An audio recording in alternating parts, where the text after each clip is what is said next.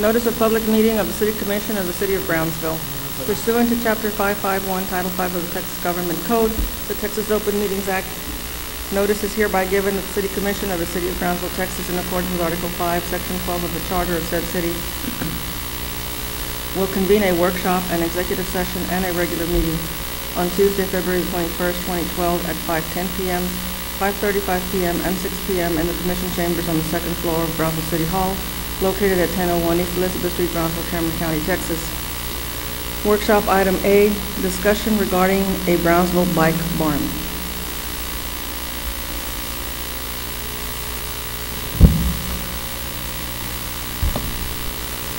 Good evening. Good evening. Thanks for having me here today. Commissioner Gallant, thanks for putting this on. And fellow Commissioner Longoria the same. I'm following up with the presentation we did last September. I'm Joe Boswell, by the way, Rio Bravo Wildlife Institute. We did a presentation last September on the Rescuing Resaca's project, and this is an update on that and let you guys know about what we've done with the Brownsville Bicycle Barn. I've seen a lot of people come up here and kind of speak as if we're separate entities, or complain about something that has its place, but I want to let you know from the bottom of my heart that we're here to work with the city. As you are a resource to us, we're a resource to you. I only want to, for a moment, move past the negativity and apathy or whatever else people complain about the city, because with all of our work here and working with specifically these two projects, the Bike Barn and Rescuing Resaca's, as I see our volunteers coalesce from UTB, the Rio Bravo volunteers, the Brownsville Bike Brigade, which I'll tell you guys about, and the Brownsville Park and Recreation Department, I feel like all I can see every day is solutions and progress. There's no time for anything but, and I'm real grateful to have a collaborative city commission, which in the few meetings I've been to, it seems like that's what we are. I do want to tell you one thing. You're doing super work. Oh, thank you. And I've been reading all the articles in the newspaper, and you are to be commended. So know that. We are. Thank you. Yeah, all of you. So we'll talk about Rescuing Resaca's first. And that started last September. It's a service learning project with Living Way Academy, and it's meant to get students to learn about the Resacas, do baseline studies, learn how pollution affects Resacas, learn about the biodiversity, and in doing so, create a community resource there. We've done 3 cleanups at La Posada Sanctuary, which, if you guys haven't seen it, I know you know about it. And it's a beautiful place. There's some endangered Montezuma cypresses there. There's 30 of them there. The next biggest place has 5 in the country. Mm-hmm. So that's a pretty big deal. So we're going to create a sanctuary there. We're creating a new trail system in Lincoln Park, and we just finished our plastic bottle greenhouse for the revegetation projects, and a trail system at Cabler Park. In the summer, with PUB's dredging project, we hope to work with them to do some citizen science initiatives with them, because it's just as Rescuing Resaca's isn't just Rio Bravo's project. The dredging project is not just PUB's project, it's Brownsville's project. And that's kind of one of the reasons I'm here today, is to extend ourselves to collaborate with the city on a greater level. Because just as we want to have citizen scientists study how the dredging affects the Resacas ecologically and with public use, that's going to have them take ownership of the resources. And that's what we've done with the Rescuing Resaca's project, getting UTB students involved, getting the community involved, and also with the Bike Barn. One of the biggest assets for us as a nonprofit has been Chris Patterson in the Parks and Recreation Department. With the Rescuing Resaca's project, all of these projects are done on public land with little to no red tape. Every time I meet with Chris, he's going a mile a minute, and he usually lowers a boundary for us to work, provides us with the minimal resources we need to empower us to get us going. And that's what's happened with the Rescuing Resaca's project and with the Bike Barn. As you know, we met, how long ago was that? That was this year, right? Yeah, okay, less than a month ago on the comprehensive plan for bicycle and pedestrian movements in Brownsville. And Carol and I left that meeting pretty excited that that was one of the city's goals and objectives. So we left and we went and talked to, that's in our mission, in Rio Bravo's mission, to be a more sustainable, healthy city. You get citizens involved in nature, involved outside, they're going to be better stewards of it. And I go on these weekly rides and every last Friday with the Brownsville Bike Brigade, which started 2 years ago, and they're just a group of people who have bicycles that wanted to bring a critical mass movement to Brownsville. You guys familiar with critical mass? Sure. It's a Sure. worldwide bicycle movement that is at the very least getting people to just organize a group ride, and sometimes in some cities even go to their city council meetings and do volunteer events. So we're one of those cities today, which I think is pretty great. Like I said, it's been 3 weeks and we've already made leaps and bounds forward. We don't need to wait to become a bicycle and pedestrian friendly city. We're here now working on it. The Rescuing Resaca's project and the Bike Barn are connected. Like I said, we're building these trail systems. And we added to our current trail systems like Linear Park, the mountain bike trails, Alton Glore. I think we can have like a whole network of trails around the city. You know, we're on the same page with that, and we've begun to work on it. In the Bike Barn, I went to go speak with the Bike Brigade about the city's goals, about being a more bicycle and pedestrian-friendly city. One of the biggest hindrances that it takes to get people to come on our rides is their bike is broken, or they don't have a bike, they can't afford a bike, or it's just not safe enough to ride. So we wanted to start a bicycle cooperative where people could come build their own bicycles. They could learn bicycle maintenance. They could see where the safe routes are in the city currently. We could have, it wouldn't just be outreach for crazy bike brigaders riding their bikes around the city, it would also be for kids and families. So we could have the whole city riding on bicycles, which is one of their stated missions. You'd make Commissioner Gowan very happy. Good.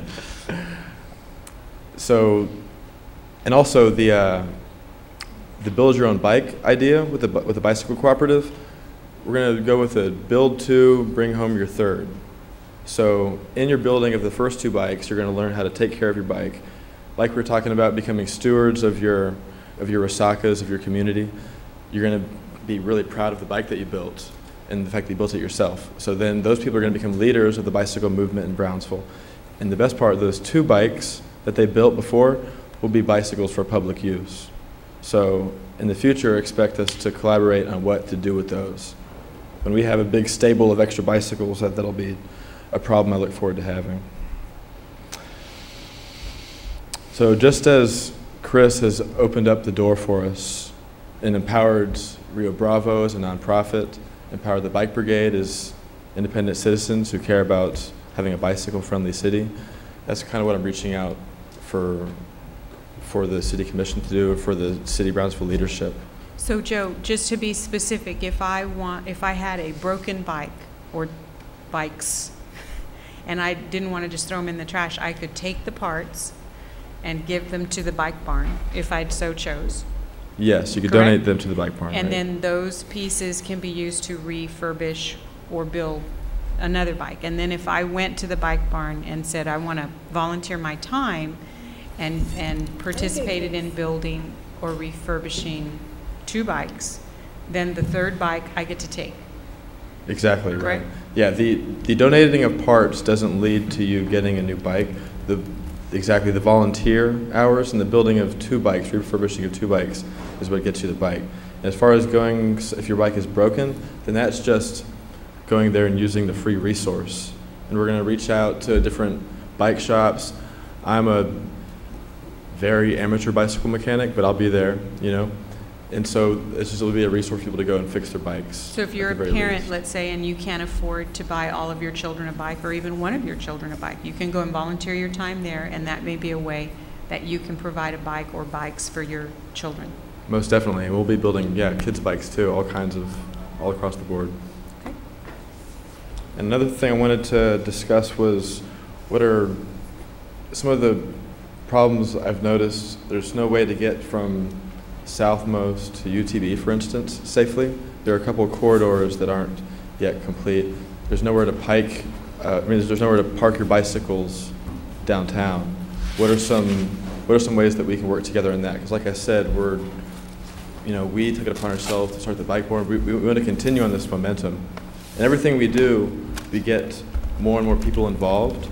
And so if it's just a small group of people wanting to make a bicycle pedestrian-friendly city, then it's going to be a small group of people who care about it.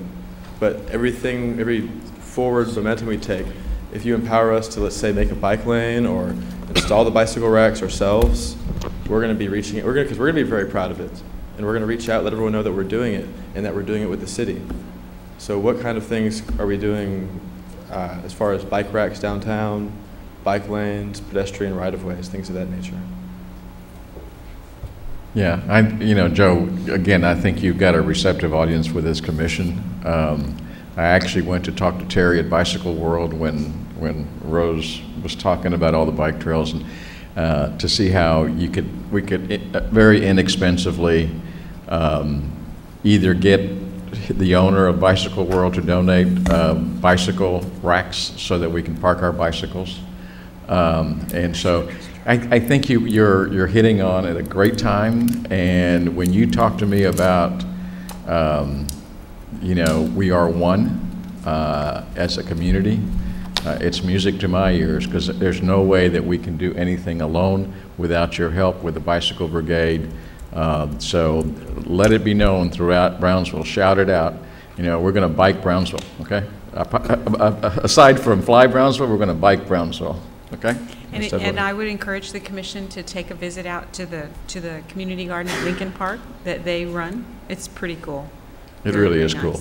And we're also, starting tomorrow, we basically moved into the bike barn maybe a week ago. And tomorrow through Wednesday, Thursday, and Friday from 4 to 7, we're having a bicycle swap meet. So any reaching out you can do to help us get workshop materials, tools, bicycles, we can start getting this resource going. And what sort of communication or liaison with let's say bike racks downtown or with bike lanes, because we'd like to move forward on this and start doing things. Who do we speak to about this? I think we'll have to get the city manager's office to kind of figure out who we need administrative staff to kind of help out. At this particular point, I'm very happy that you're here, and we'll kind of talk about what it is that we, amongst ourselves and the administration here, so that we don't have a plan. I mean, Commissioner Gowan has been working hard on and working with the University of Texas to have their architectural group give us some preliminary plans on the hike and bike trails. So we're not going to move slow, but we are just beginning, and we just need to kind of get some of those little kinks worked out. And you've got Charlie's communication information. We'll try to disseminate that as quickly as we can. Great, thank you. And I want to close up with one more thing. I was imagining these trails in Brownsville connected, and one of the things that I've heard criticism of Brownsville is not taking advantage of ecotourism possibilities or tourism possibilities in general. And we're working together on that. But imagine if we had a whole city to walk and bike through and to advertise it as that.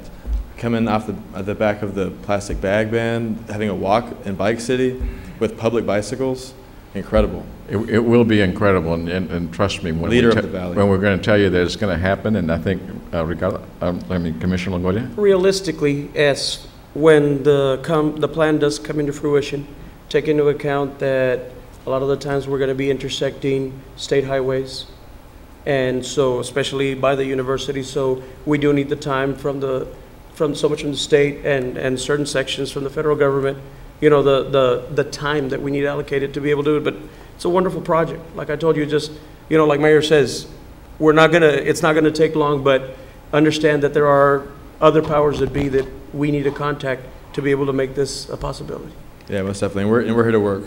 Thank you. Yeah, no, we need your help, okay? And God willing, one of the things that I told some of the commissioners over the weekend was, you know, when any of these community projects comes to light and we need to have community meetings, we will try to schedule them over at the Cueto building where we don't have to climb stairs or go by elevators, but just kind of walk in and get your bicycle brigade over there, just right over there, because we don't At have the much where? parking. The Cueto building. Okay. Cueto building on Madison. Great, Okay. I love that. Thank you. Okay, we'll do it. Thanks, Joe.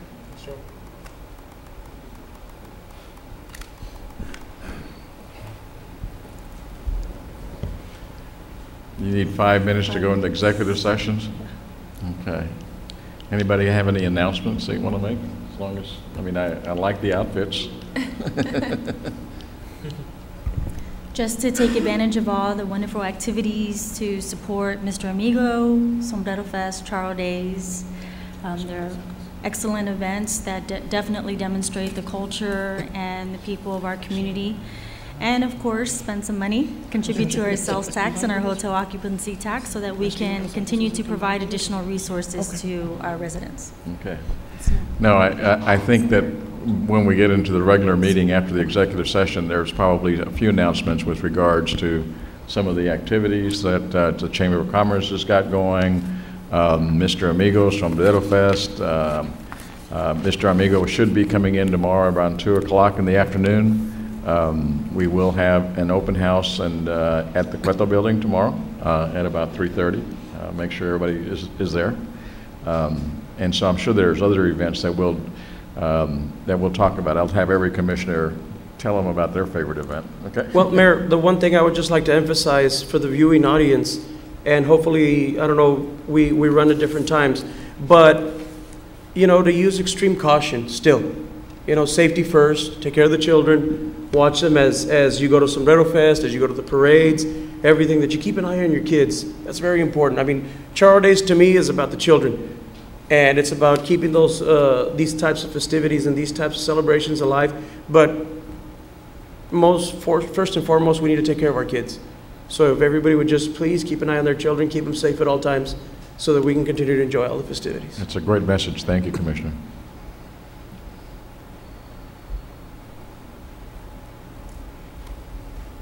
Oh, 5:35.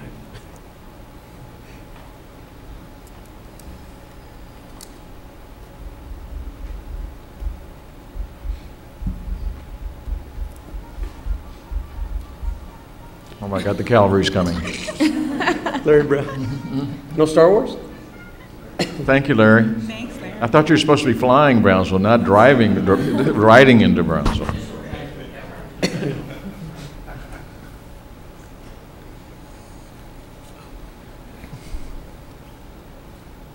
And this is the first time in history that our city commission luncheon sells out completely for our Mr. Amigo. So looks like it's going to be a real, this Mr. Amigo is really, I guess, They got all the girls like it. the right. It's not because of us, okay? That did kind of help.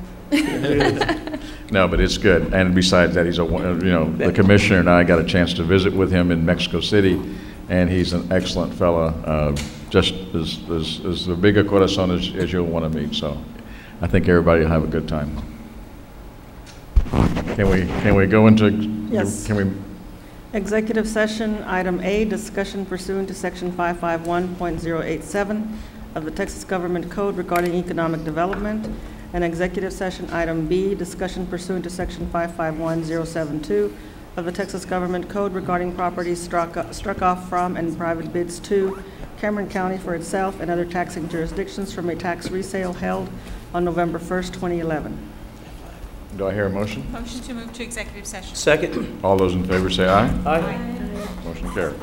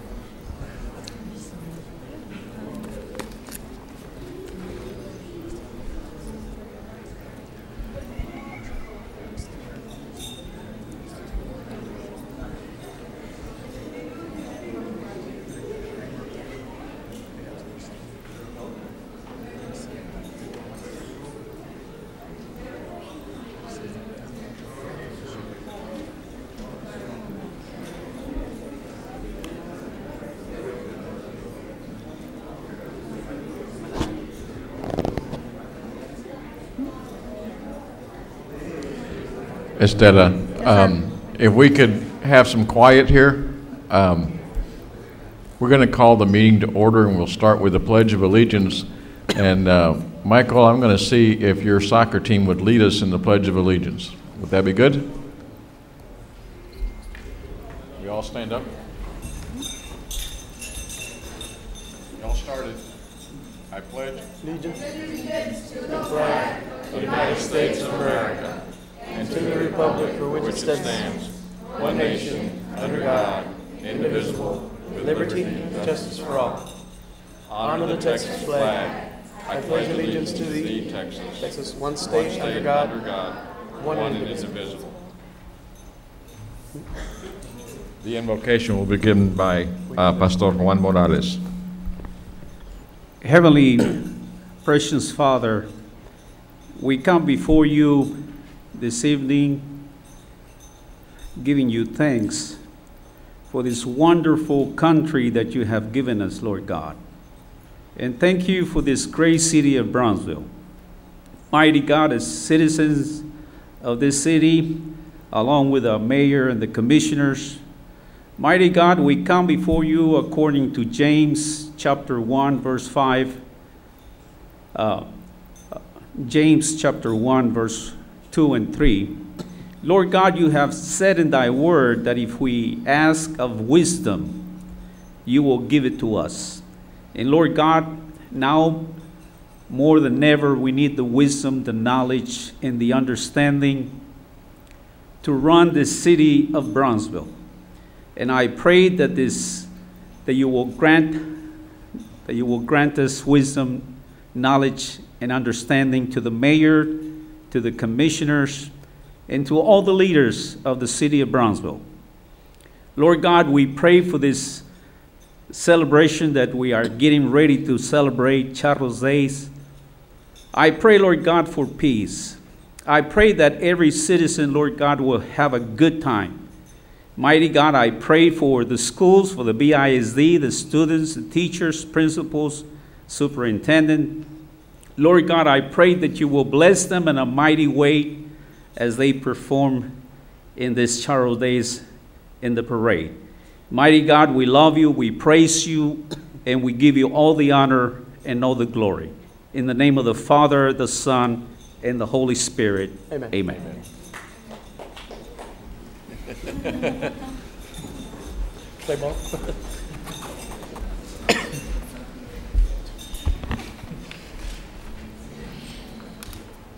Okay, Estela, I think now we have the actions that were in executive session. Is that correct? Yes, sir. Action on items discussed in executive session. Item A, consideration and action, and appropriate action, if any, on items discussed in executive session and concurrent adoption of resolution number 2012-004 to authorize the Historic Downtown Heritage Department to file a grant pre-application for Neighborhood Stabilization Program 1.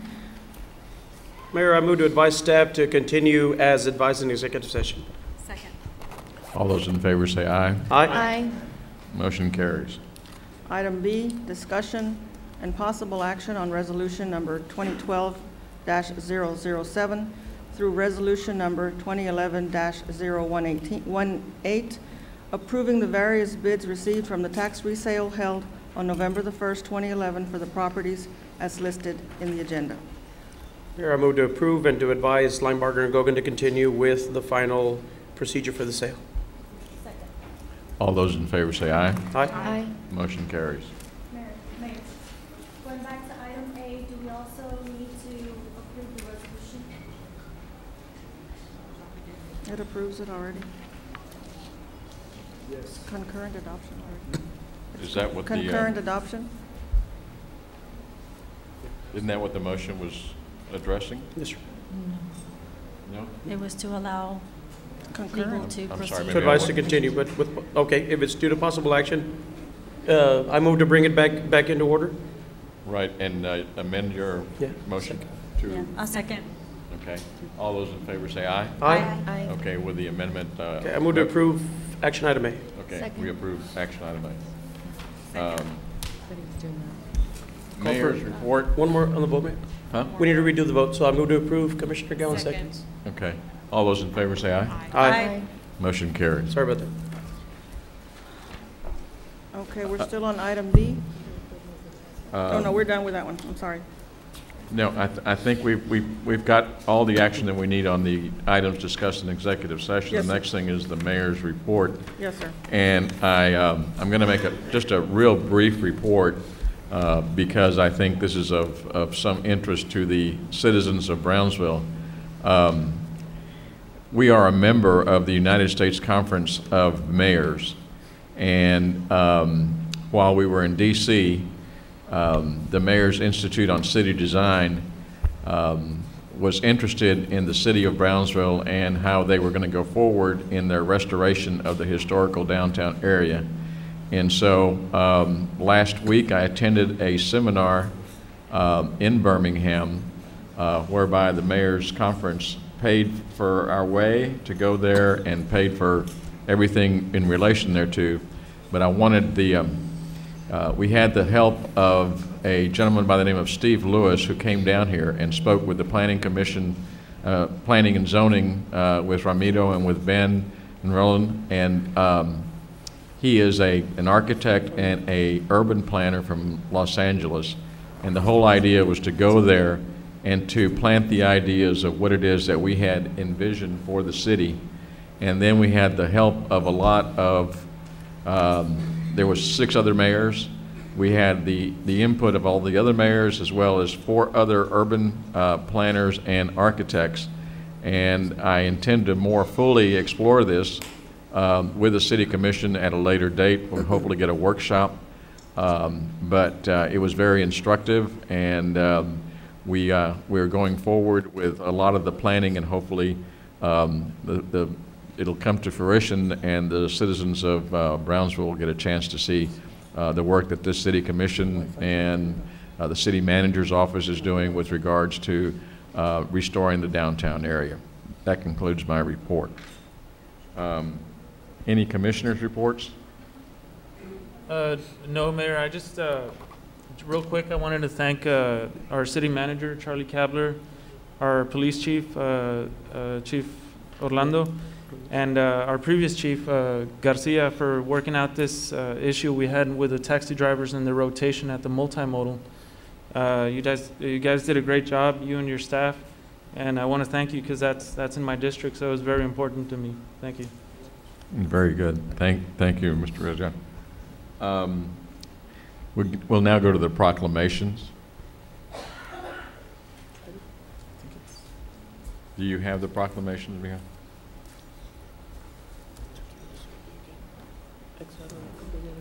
Okay. The first proclamation has to do with the Rio Grande Valley Youth Soccer Association. So if the Soccer Association would come inside here. Michael, they just, yeah, Michael Jones and company, come on up here and stand.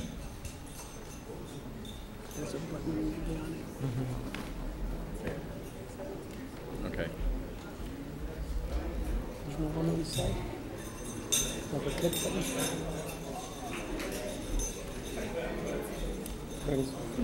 This? Yeah.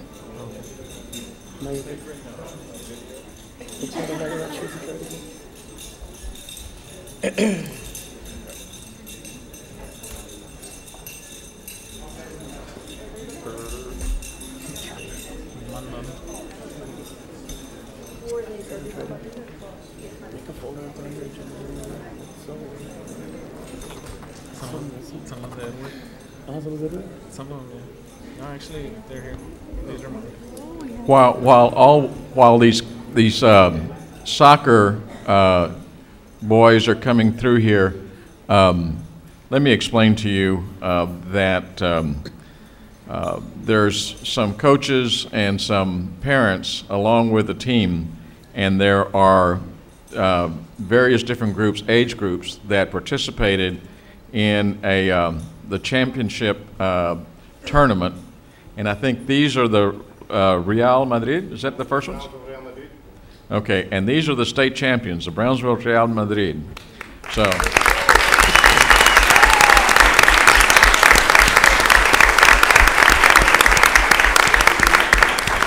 Now, I will read the proclamation. Well, do you have we were trying to get video of all of these, but I don't know which ones are working or not, Mr. Jones. Michael, is this video? This is the correct one. Okay. Okay, I'll tell you what, let me go ahead and read the proclamation, and then I'd like for you to roll that film if possible. Whereas 4 Brownsville soccer teams came away from the December 2011 state championship finals in Houston as state champions after winning championships in local competition at the Western District Tournament in San Marcos in early September. And whereas there are 40 teams in the Rio Grande Valley Youth Soccer Association, part of the South Texas Youth Soccer Association, and all began to play in September of 2011, finishing in the championship round 2 months later. And whereas one of the 4 state championships teams is Brownsville Real Madrid, which won the Under-12 championship, and whereas Brownsville Real Madrid teams members include Anthony Blair Avert, Fernando Barrientos, Eduardo Ramirez, Roberto Melendez, Jose Salazar, Victor Leal, Enrique David Rodriguez, Travis Jones, Mario Rios, Jose Arucio, Francisco Chapa, Eloy Lozoya, Sebastián Benavides, and coaches Gabriel Ramirez and Fernando Barrientos. Now, therefore, we, the members of the City Commission of the City of Brownsville, Texas, by virtue of the authority vested by the charter of the said city, on behalf of all of our citizens, do hereby recognize and congratulate Brownsville Real Madrid, one of the 4 local soccer teams that brought state championship trophies to our city, done this 21st day of February 2012. Tony Martinez, Mayor, and the City Commission.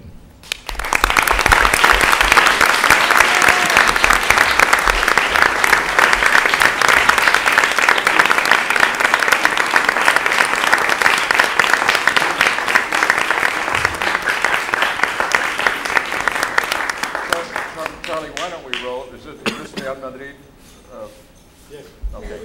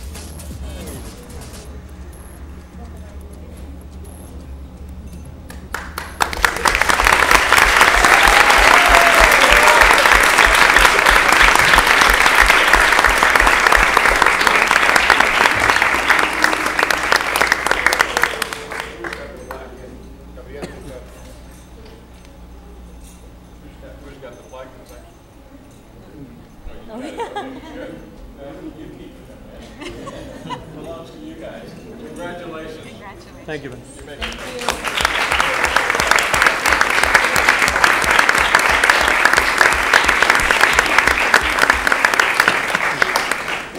Ambassadors of Brownsville, the champions, and they're the ones that we want to showcase and show off. So thank you so much, guys. You make us proud.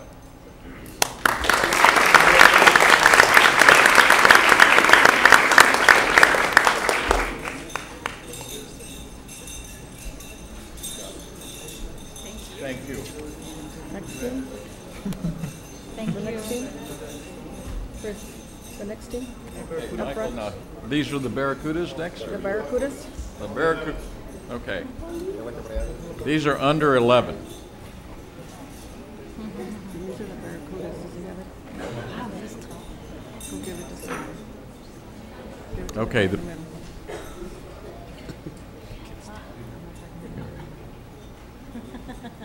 Okay. Okay, there you go. Okay, now, a proclamation of the City Commission of Brownsville, Texas, recognizing Brownsville Rio Valley Youth Soccer Association. Now, these guys are also state champions, Brownsville Barracudas. Whereas 4 Brownsville soccer teams came away from the December 2011 state championship finals in Houston as state champions after winning championships in local competition and at the Western District Tournament in San Marcos in early December. And whereas there are 40 teams in the Rio Valley Youth Soccer Association, part of the South Texas Youth Soccer Association, all began play in September of 2011, finishing in the championship round 2 months later. And whereas one of the 4 state championship teams is the Brownsville Barracudas, which won the Under 11 championship.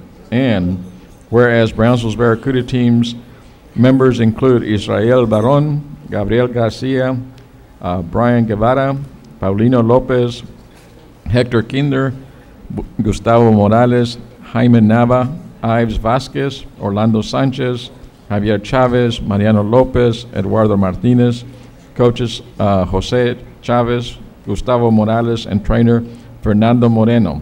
Now, therefore, we, the members of the City Commission of the City of Brownsville, Texas, by virtue of the authority vested by the charter of the said city, and on behalf of all of our citizens, do here recognize and congratulate the Brownsville Barracudas, one of the 4 local soccer teams that brought state championship trophies to our city. Done this the 21st day of February 2012. Tony Martinez, Mayor, and the City Commission.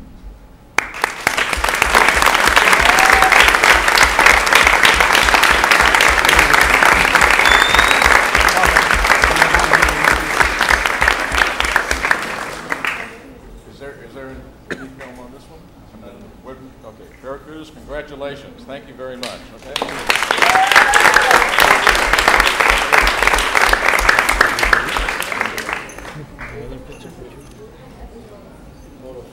Okay, you don't tell me about that. Okay, the next one, these are the Brownsville Toros. Okay. These guys are under 14. Okay, a proclamation of the City Commission of Brownsville, Texas, recognizing Brownsville Rio Valley Youth Soccer Association state champions, Brownsville Toros. Whereas 4 Brownsville soccer teams came away from the December 2011 state championship finals in Texas as state champions after winning championships in local competition and Western District Tournament in San Marcos in early December. And whereas there are 40 teams in the Rio Valley Youth Soccer Association, part of the South Texas Youth Soccer Association, and all began to play in September of 2011, finishing in the championship round 2 months later. And whereas one of the 4 state championship teams is the Brownsville Toros team, which won the 14 under championship, and whereas Brownsville Toros team members include Vivian Aguirre, Alexis Ansures, Jacob Amy, Alejandro Castañeda, Jose Chavez, Oscar Cordova, Julio de la Garza, Bentley Galvan, Victor Granados, Bruno Morales, Jesus Muñiz, Andrés Rico, Arturo Salazar, Uriel Sepúlveda, Enrique Soto, Humberto Treviño, and coaches Gilberto Rico and Javier Medina. Now, therefore, we, the members of the City Commission of the City of Brownsville, Texas, by virtue of the authority vested by the charter of said city, And on behalf of all of our citizens, do hereby recognize and congratulate Brownsville Toro Team, one of the 4 local soccer teams that brought state championship trophies to our city, done this 21st day of February 2012. Tony Martinez, Mayor, and our city commissioners.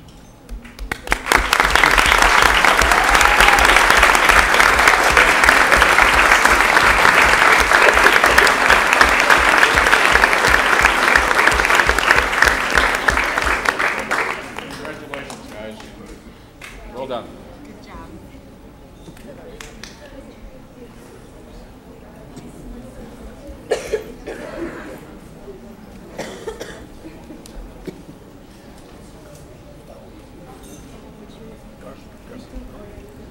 Okay, looks like the left the girls.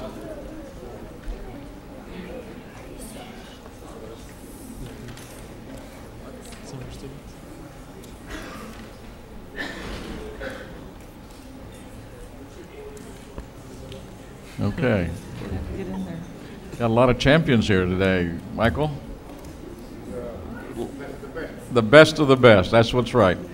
A proclamation of the City Commission of Brownsville, Texas, recognizing Brownsville Rio Valley Youth Soccer Association state champion Brownsville Barcelona girls team. Whereas 4 Brownsville soccer teams came away from the December 2011 state championship finals in Houston as state champions after winning championships in the local competition and the Western District Tournament in San Marcos in early December.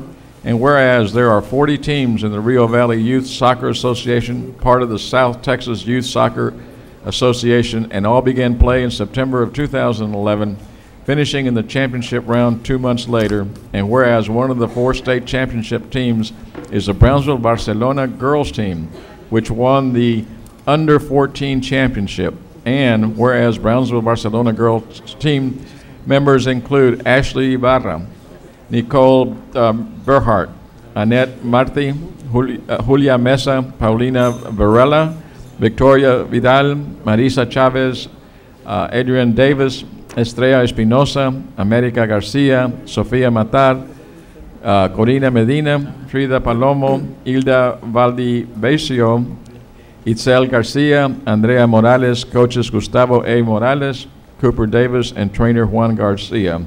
Now, therefore, we, the members of the City Commission of the City of Brownsville, Texas, by virtue of the authority vested by the charter of the said city, and on behalf of all of our citizens, do hereby recognize and congratulate Brownsville Barcelona girls team, one of the 4 local soccer teams that brought state championship trophies to our city, done on this the 21st day of February 2012, Tony Martinez, Mayor, and the City Commission. Congratulations.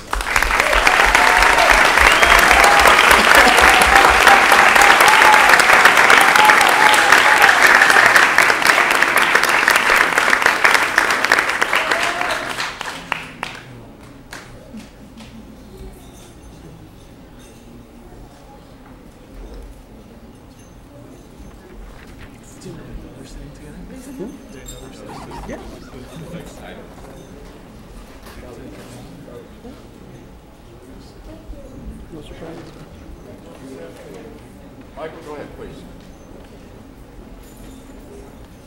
Thank you, Mr. Mayor. I'd like to recognize Michael Jones. Just to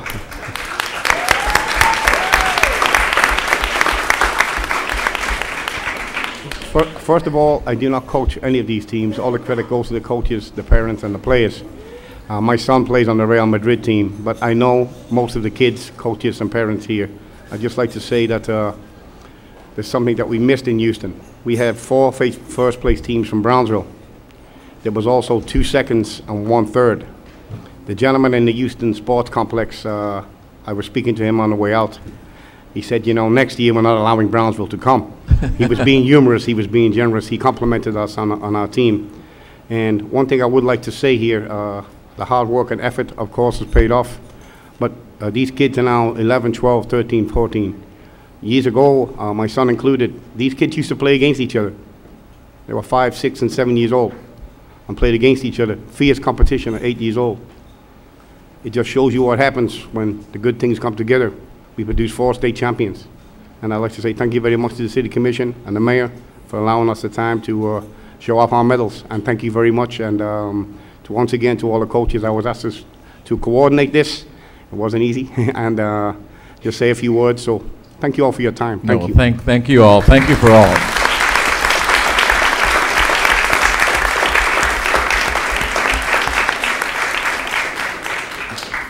Estella, the next proclamation will be read by Commissioner Zamora. Shriners, Paul Underwood. Mr. Paul Underwood.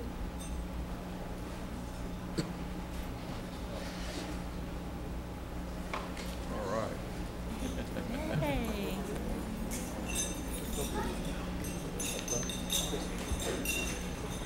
Where's the proclamation?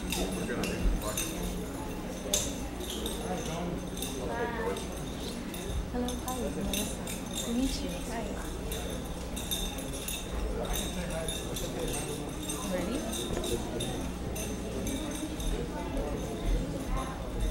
A proclamation of the City Commission of Brownsville, Texas, proclaiming February 28, 2012 National Pancake Day and Shriners Hospitals for Children Day in our city, whereas Shriners Hospitals for Children is a national nonprofit organization committed to giving children the opportunity to live a more normal life.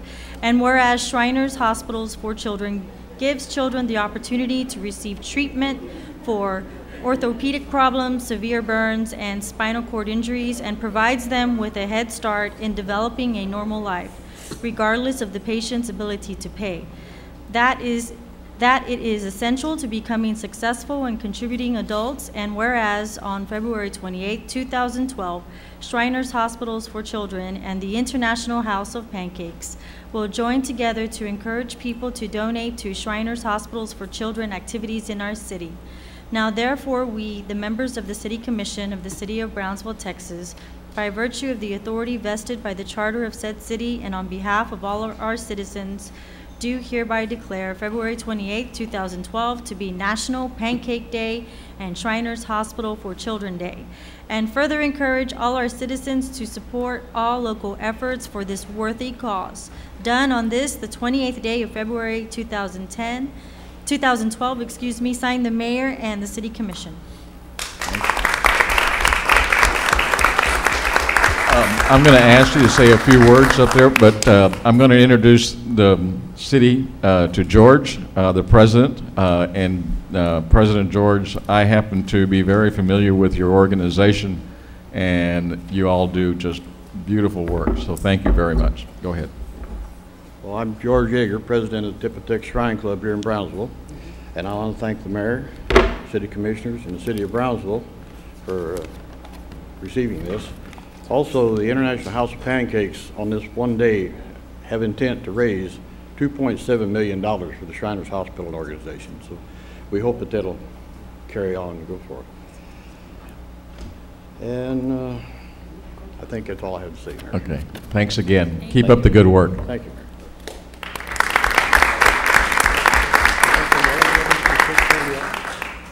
Estella, Commissioner Gowan will read the next one. Designating Brownsville a WOW city.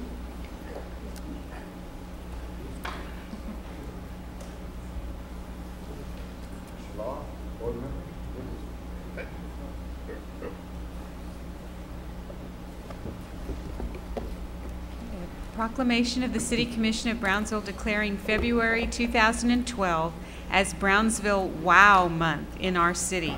Whereas the Brownsville Convention and Visitors Bureau has created a new marketing tool, Brownsville WOW, to help with promoting our city, and whereas February was chosen to inaugurate Brownsville WOW, since February is heavy on celebrations including Charo Days, Mr. Amigo, and Sombrero Fest, and whereas Brownsville remains the city on the border by the sea, but will further be enhanced by Brownsville WOW and its accompanying slogan, Always a Fiesta.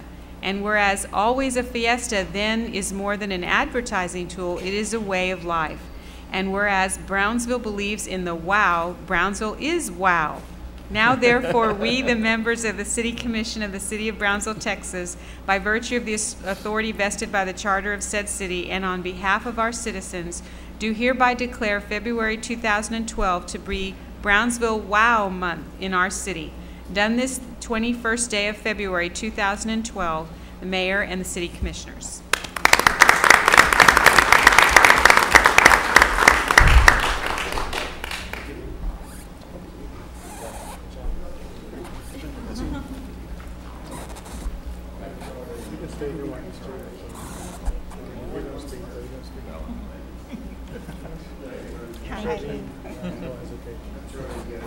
You too. Mr. Loft, would you like to say something, please? Danny, would you address us for just a minute, and just kind of tell the people what your, all these guys that don't have beards. Oh, wow. Tell them what's going to happen to them. Well, I'm going to tell one. The other smart ones have beards. It's a tradition in Brownsville that we grow beards Charo Days. And it's been that tradition for a long, long time. We brought it back 6 or 7 years ago. And we did it for free for a while just to teach Brownsville that to grow the beard. But the last couple of years, we've attached ourselves to as a nonprofit with the Historical Brownsville Museum. So we're collecting about $5,000 every year to donate directly to them. You know, I'm sorry, but it's $20 if we catch you on the streets, Ben, and it's $100 if we go to your business for a pickup. So that's what we do all week, and all we're trying to do is continue with the tradition of Charo Days, because you know what? Charo Days doesn't end this weekend. It's always a fiesta in Brownsville. Danny, good work. Thank y'all. Good work, all of you. Thank you very much.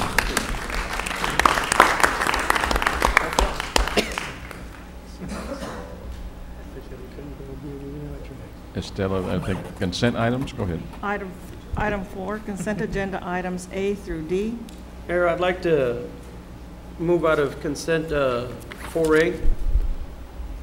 And once we go into 4A, specifically, we could go into 5C.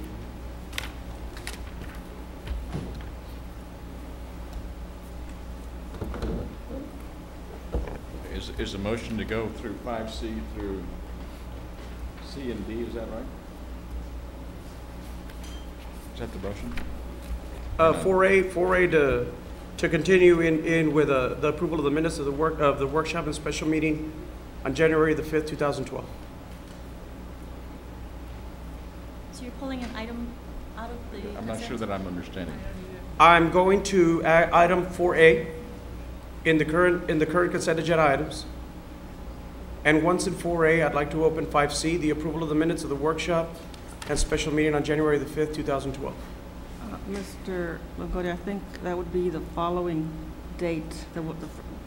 January the 5th was a workshop. It would probably Is it be the January January 17th? 17th. I'm so sorry. You're right. So that's what I'm saying. I'm not sure. Yeah, sorry about that. It was the Repeat January that 17th. one more time. Sorry about that. Going to the January 17th. Are you pulling 4A out of it? Is that the only one you're? 4A out of the current. Consent item. So Correct. is your motion to approve B, C, and D? Correct. Okay, do I hear a second? Second. All those in favor say aye. Aye. Motion carries. And specifically dealing with item C, I'd like to revisit on the board appointments. I'd like to revisit the motion that was entitled for those citizens living outside of the city of Brownsville in serving on our boards. I'd like to revisit that item. Okay. I think the Robert Rules of Order are, if you have it on a consent item and you want to put it in for a discussion, that we're going to have to do it at the next meeting, and that'll be fine. But I don't think you can come into an agenda as a consent item and then drop it out without notice to all commissioners and the public.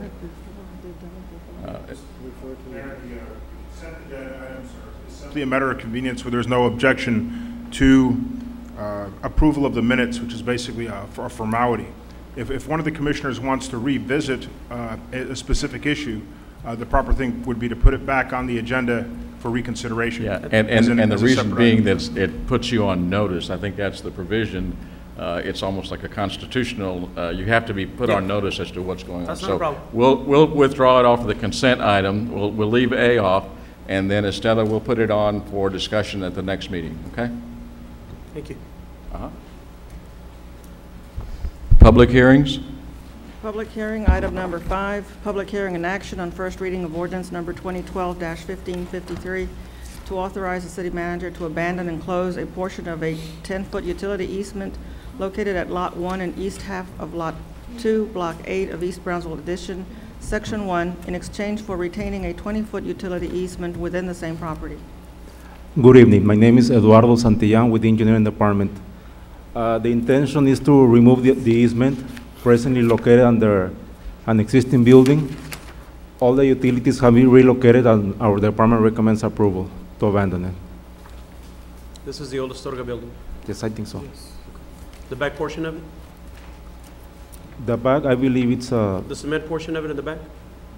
Mr. Trevino, the owner, is here. Probably he can answer that question. I'm not really sure. No, just for clarification, it's, Yes, okay.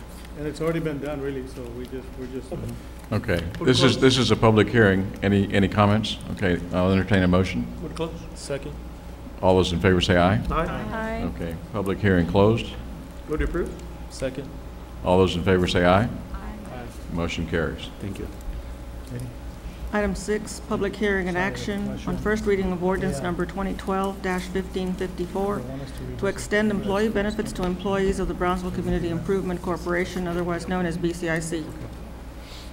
Thanks.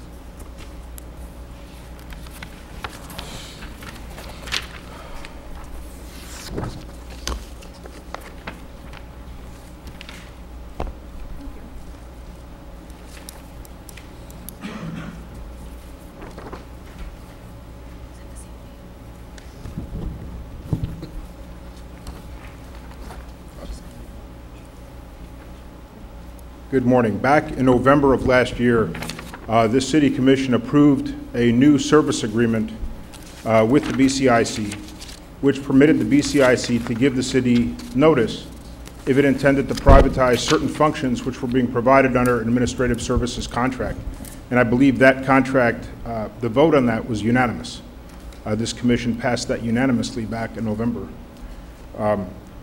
This ordinance basically is a way to safeguard the employees who are currently working with the city of Brownsville to make sure that nobody gets caught without insurance. That's all it is. Okay. Basically, Section 1 basically states that this ordinance would be immediately effective. Section 2 that states that any employee of the BCIC who performs administrative services for the BCIC may, in other words, it doesn't say shall, it says may. It gives the city the permission to include them in the group plan, including health care and retirement, upon request by the BCIC. And then 3, if there is such a request for a specific employee and the city does decide to extend the benefits to that specific employee, then the city shall require reimbursement from the BCIC for the city's actual cost for providing membership in the employee benefits plan.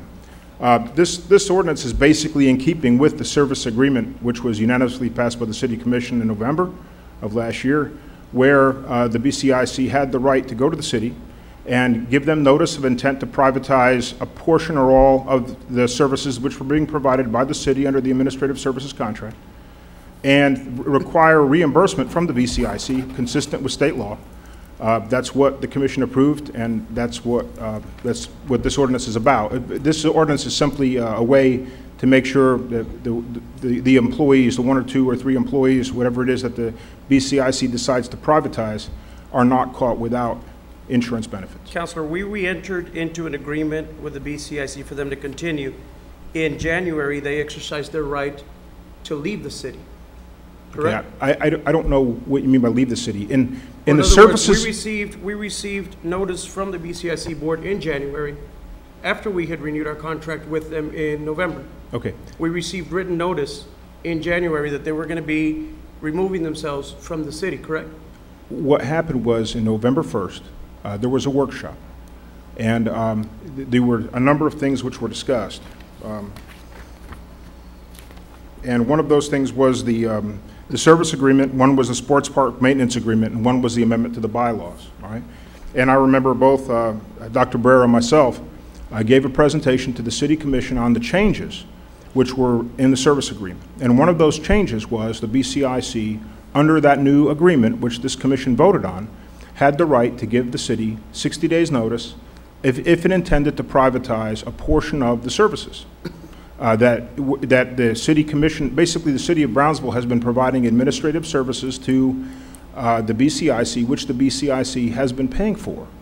Okay, and but basically it gave the BCIC the right to say, you know, maybe there's a portion of those services that we want to provide ourselves, and in other words, we're not going to pay the city for them because we're going to provide those services ourselves instead of contract with the city. So the contract gave the BCIC the right to give the city 60 days notice to withdraw from that a portion, all or a portion of that service agreement. That's right. So the action that was taken by the BCIC in January was consistent with the contract which was approved by this commission in November. I didn't take it that way in November, but fine, if that's the way you stated it. Does 4B intend to reimburse the city for the cost of these employees being on the plan? Yes, Commissioner, if you look at item number 3, section 3, the ordinance requires reimbursement in a matter of actual cost. It's not a matter of cost shifting at all. It's just a matter of ensuring that these employees are not caught without insurance benefits. Section 3 of the proposed ordinance basically states that the city would require reimbursement from the BC for the actual cost of providing, including these employees and any kind of benefits. We just want to look out for the employees, that's all. What about 4A?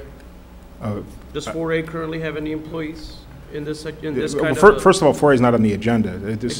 My question is, because they are the same type of a committee. They're two different corporations. Well, I realize that. You know, But Commissioner, they the only thing is they like. receive their money from the same.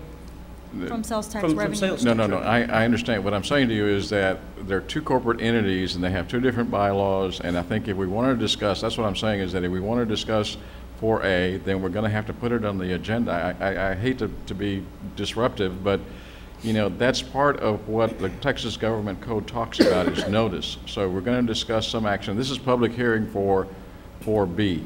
And this is a specific ordinance, and all this ordinance is it gives the city commission and the 4B a way to provide, extend insurance benefits to these employees. That's all that's before the city commission right now. I fully understand. Like I said, I think this discussion was had in the sense it's a bookkeeping matter more than anything, because what happens is that, you know, 4B has to reimburse the city for whatever it is, but they're part of the group plan, which is the only way that we can economically afford it. Well, what's happening right now, Mayor, is under the old service agreement, that the 4B was paying the city a certain amount of money, and that the city was providing these employees and benefits for these employees.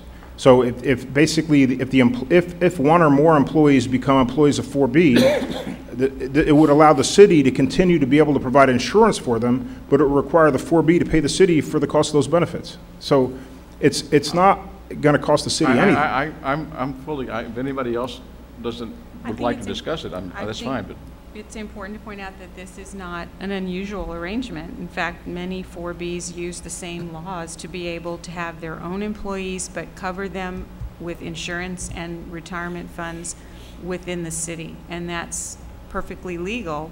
And we've discussed it with the Comptroller's office and the Attorney General's office in person. and quite frankly, economically, that corporation, either one of those, you know, separate corporations, regardless of their funding, they wouldn't be able to afford insurance for those because it has to go through the group plan of the city, and that's the only thing.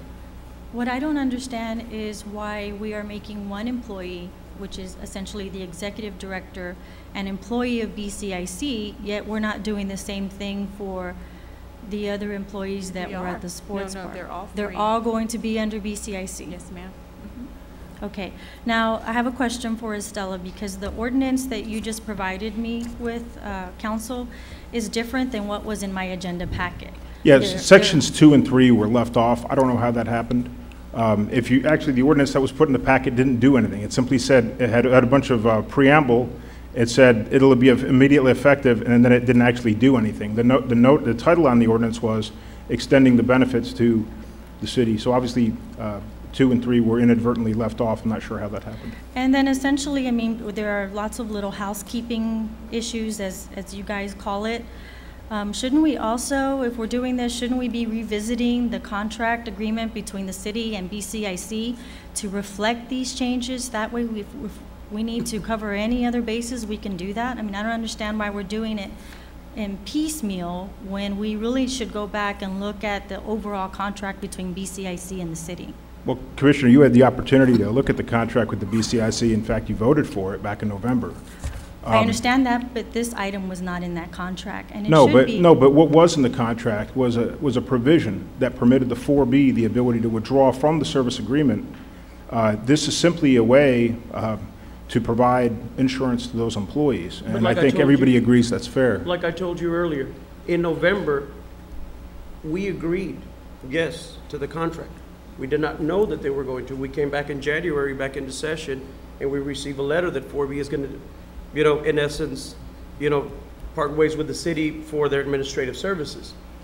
So, I believe that at that time, like we did in the past, that we had that, you know, maybe a joint meeting between the BCIC and the city commission could have been in order.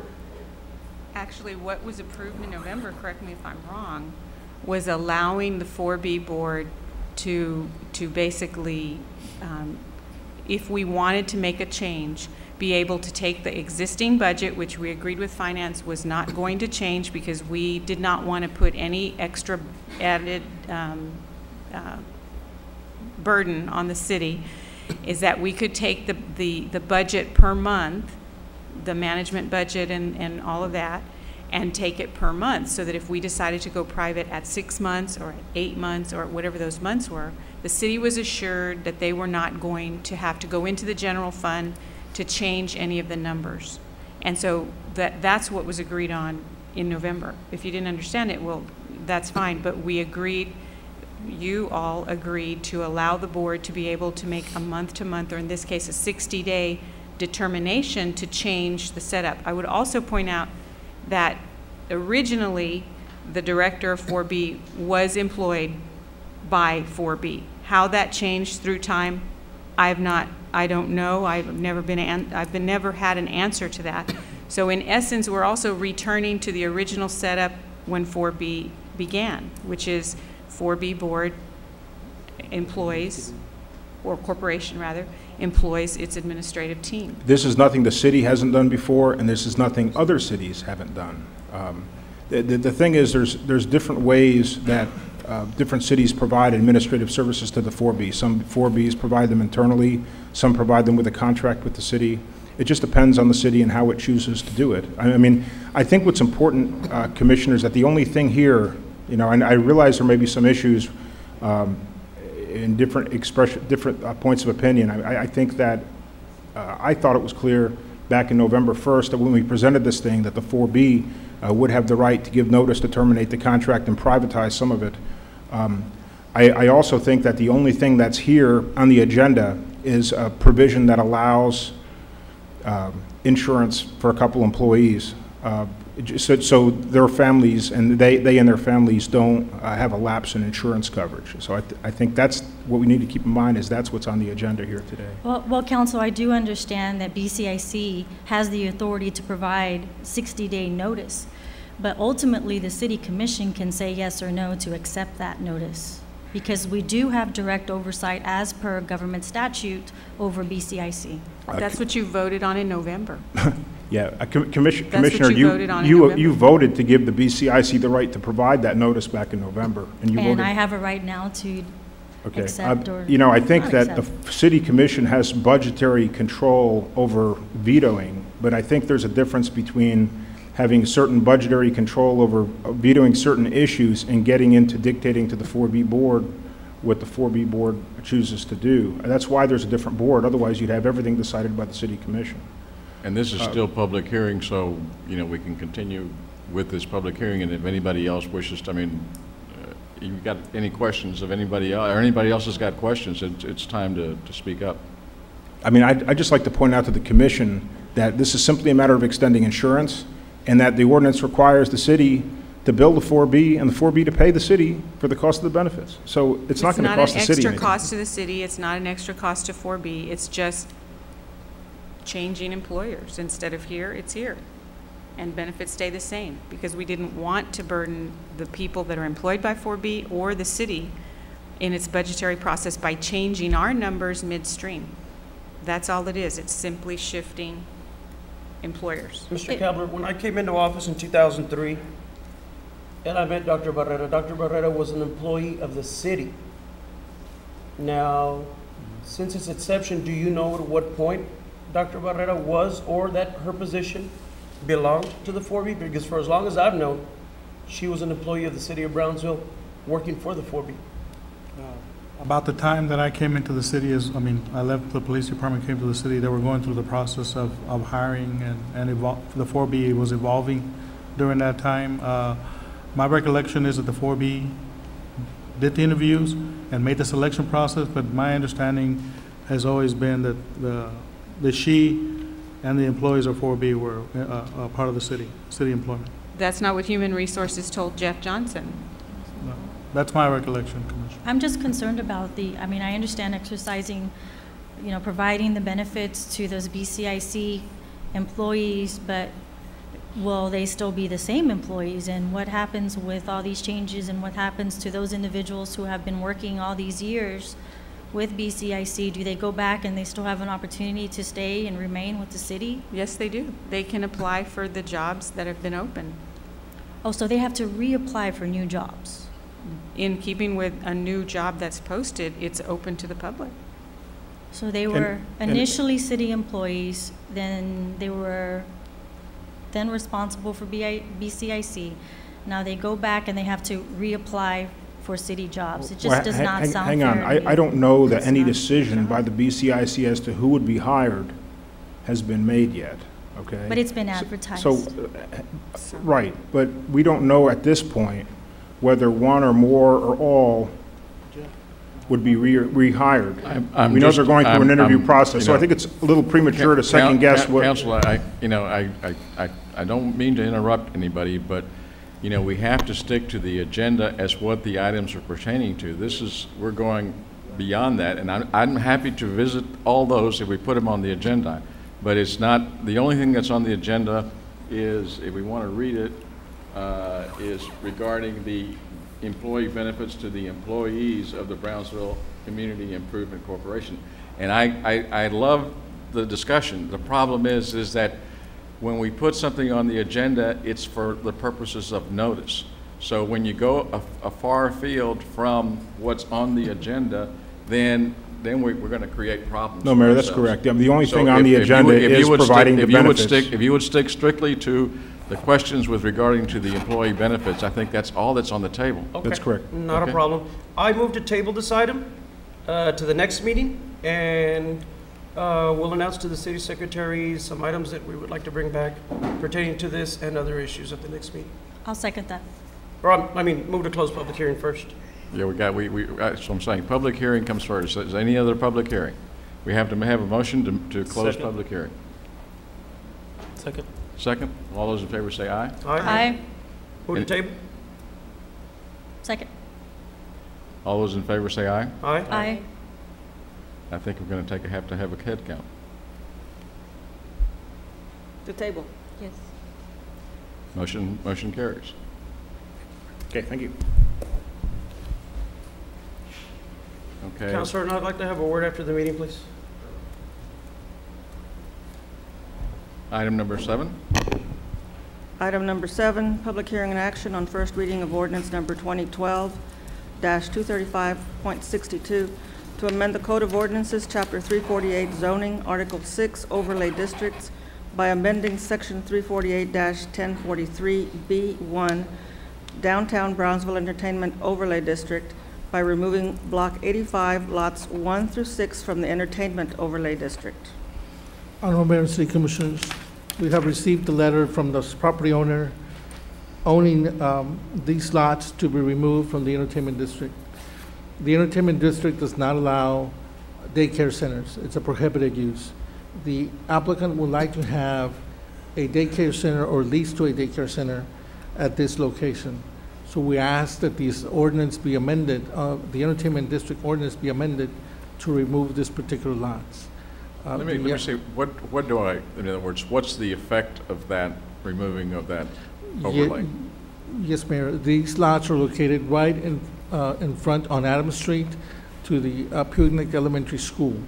So the effect would be that this applicant would no longer be allowed to have or lease in the future to any of the businesses allowed in the entertainment district, such as bars, with restaurants, Okay. things of that Okay, nature. And forgive me for, I needed the explanation, but I thought that was correct. Yes, and Ben, if I'm not mistaken, that property is right on the edge of the district, right? that's So correct. So it that's won't why be right we- in the middle? That's correct. So if it was right in the middle, of course, we would be opposed to it. But since right in the fringes of the entertainment district and right in front of a school, then this goes along to having a daycare center there.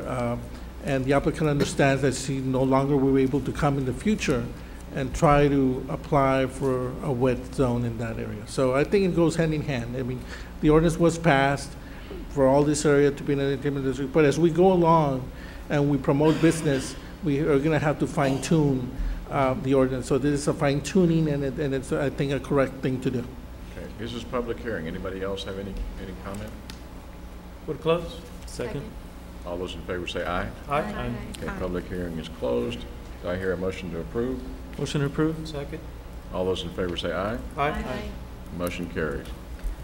Item 8, public hearing and action on first reading of ordinance number 2012-919-I, to amend the Code of Ordinances of the City of Brownsville, amending Chapter 110, Wreckers, Section 110-128, Rates and Charges Generally, to add additional labor costs involving vehicles with rollovers, winch, vehicle in a ditch, vehicles in a field, waiting time, labor, and dealing with related matters. Honorable Mayor, Commission, I'm here tonight for the record rotation list. The labor will be changed from 150 to 250. It would contain 150, depends on the work they'll be doing. On the rollover, somehow or another, they're doing more labor and they're not getting their cost from the insurance companies. And they kind of say, no, we're not gonna pay you, we're gonna follow the ordinance. So if they work 4 or 5 hours out in the field or a turnover, or they're in the ditch, they still charge 150. So they would like to bring up to 250, which is mostly state standard. They cannot max out than 250, just labor only. I recommend approval on this matter.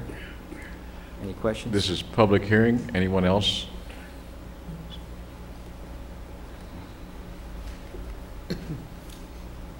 Good evening. My name is Robert Robertson, appearing here on behalf of all the tow operators, licensed tow operators here in Brownsville. We support this proposed ordinance. We just wanted to add a postscript that really we think that because we're so highly regulated and we're law-abiding citizens and we're public servants, our job is to make the place safe and secure for all motorists. We think that we should be self-regulated in conjunction, in tandem with the commission, come up with rules that apply to each specific instance and each specific possibility. Debris is a case in point. Our job should be to clean a place up as quickly as possible. The way the rules are structured as passed by the commission, we're better off having one person out there for 10 hours rather than getting 10 people there in 1 hour and getting the place cleaned up so that other operators are not put at risk. We just suggest and propose for future discussion that we be able to create a commission with the city so that we can address these specific instances. But we are here in support of this ordinance. Thank you. It's good to hear we have a lot of law-abiding citizens. Second bill. Would it close public hearing? Second. Second. All those in favor of closing public hearing? Aye. Public hearing is closed. Thank you. Motion carries. Now, any, Would approve? Second. all those in favor say aye. Aye. Motion carries. Item 9, public comment period.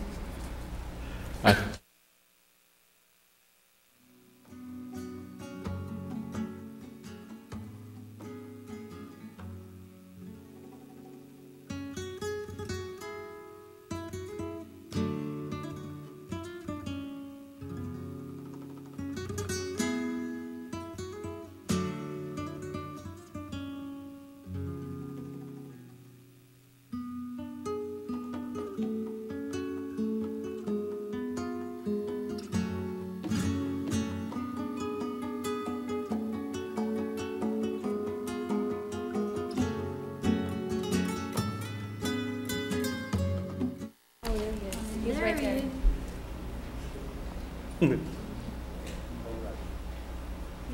Change to zero. He just arrived, I think. What's that? I think he's here. They're going to check in the hallway. Okay, we'll be happy to wait. He got a text.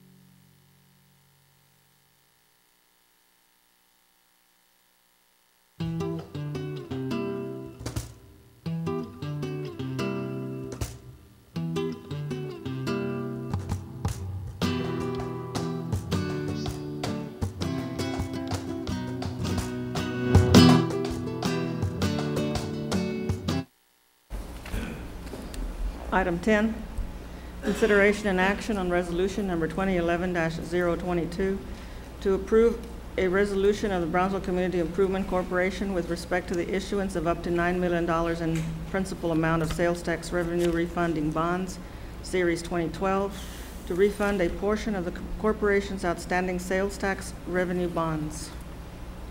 Honorable Mayor, members of the City Commission, this similar resolution was passed by the BCIC Board last Thursday. And what this resolution says is that we want to refund a portion, the 2004 series debt that the BCIC has.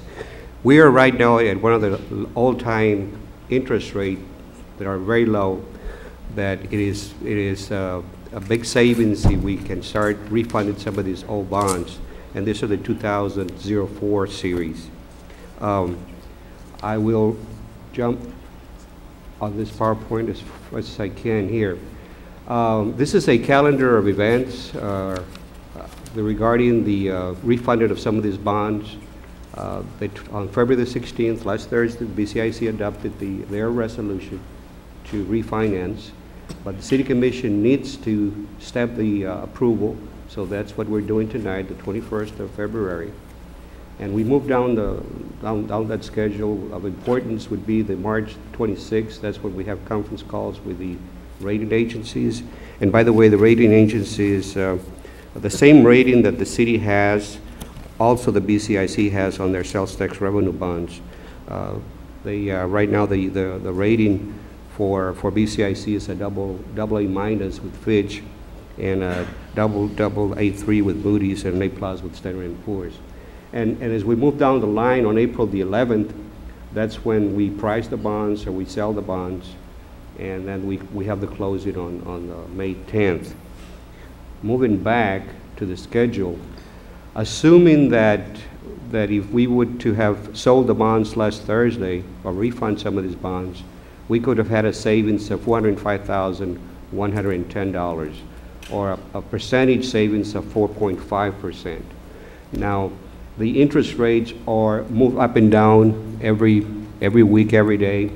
The time now is to start the process of refunding some of these bonds so that we can realize a savings as we go forth. Now, when we realize the savings, that means that the revenue fund from the BCIC will have extra monies to spend, because that means that the debt service fund will not get as much monies that they were getting. Like in this case, let's say 2012, there was $72,000 potential savings. And each of those years, all the way down to 2024, that's where the $405,110 comes in. We made a recommendation to the BCIC that we should move forward with this refunding, and we're asking the City Commission to stamp the approval of this also resolution. Move to approve. Second. All those in favor say aye. Aye. Motion carries. Item 11, consideration and action to acknowledge the delinquent ad valorem tax collections report presented by representatives of Linebarger, Gogan, Blair, Sampson, LLP. Mr. John Guevara will make this presentation. Here, just please. Okay, thank you. Mr. Mayor, members of the commission, members of the staff, city staff, it's a pleasure to be before you. I'm pleased to announce that present this presentation and report to you that collections are at an all-time high. We ended last year also at an all-time high, and the first 4 months of this year we're proceeding nicely, and I'll show you what I'm talking about. Let's see. I believe you have our delinquent tax collection report on your screen, and I'm going to try to figure out how to do this. But this collection report covers a time period from your fiscal year moving forward, so the first 4 months of your current fiscal year. Our litigation effort, our pre-litigation effort, always involves taxpayer visits and mailings. And if you look on your second page of your report, you can see the mailing schedule that we have.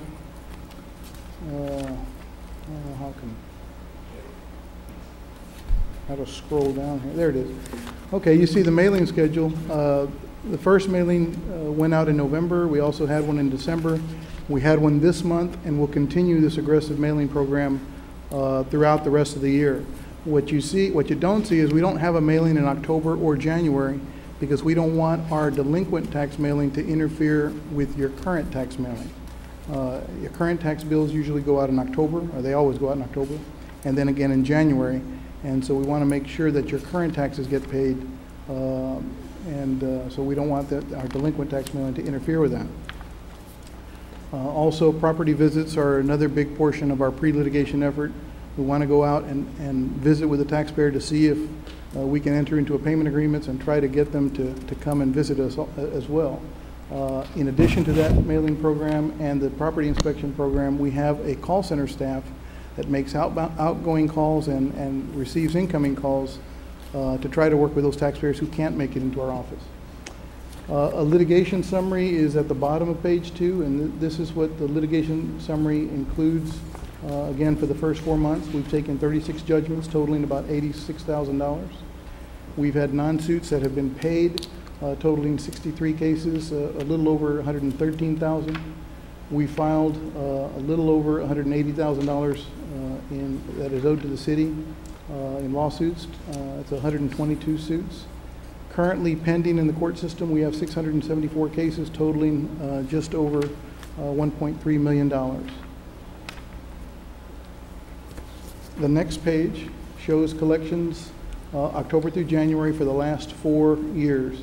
As you can see, you see consistent increased collections each year. We're at about $70,000, $65,000 more than last year. And the percentage is a percentage of what the city is owed, and we call it the DTR, the delinquent tax roll. So roughly about 4 years ago, you were owed $5 million. That has slowly increased to 5.3 3 years ago, and it has stayed pretty consistent the last 2 years, 5.5 and 5.6. That DTR grows because you have current taxes are not being paid and go delinquent. So we can't determine what that'll be from year to year because those are accounts that have just gone delinquent and are added back into the pot. On the bottom of that page, you'll see the same collections. The green bars are the same as the chart previous. What you do see is the orange, and that orange represents the penalty and interest that has been collected on top of the base. So total collections, we're at about almost $1 million, and that's about $70,000 higher than last year at this same time. Tax sales are a big portion of collections. So those cases that we cannot resolve and we take judgments on, we will take to tax sale. We've had 4 property tax sales involving city property that we will have this year. Our next one is going to be in March, and we currently have one planned for June and August, and then another one in September, and those are the 4 that we'll have. This past November, we conducted a resale where we put up 15 properties for sale, and 13 of those properties sold, and then we received private offers on 2 additional ones, so all 15 properties were put back on the tax roll. As far as the work plan that we have, we're going to be pretty consistent with what we did last year. Let's see. I can't read what that is, and I apologize. I'm still trying to figure out how to learn how to do that. There we go. Are you doing that? Let's see. We currently have 31 accounts that we're looking at that owe about $187,000 that we're getting ready to file on. We're going to increase taxpayer visitations. We've targeted 47 personal visits to do in the next quarter. The 674 pending suits we want to take and move aggressively towards judgment and get those back on the roll. We are also monitoring taxpayer agreements, totaling 908 agreements that owe the city a little over $500,000. Bankruptcy is important. A lot of folks think that filing for bankruptcy will get rid of the taxes owed, but that's not true. What it does is it tolls bankruptcy, and so we represent you in bankruptcy court, wherever that court would be, because not all bankruptcies are filed here in Brownsville.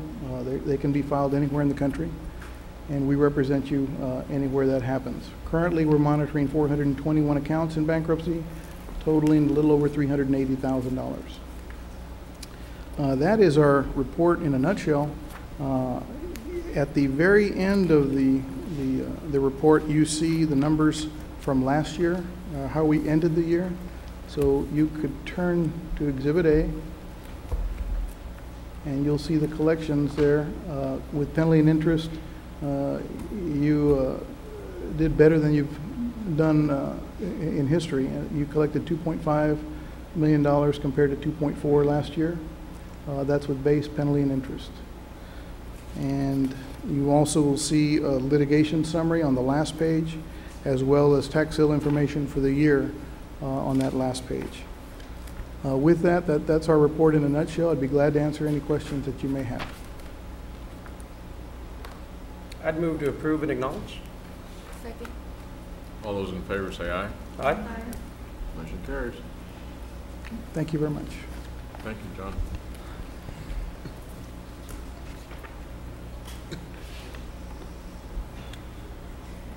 Item 12,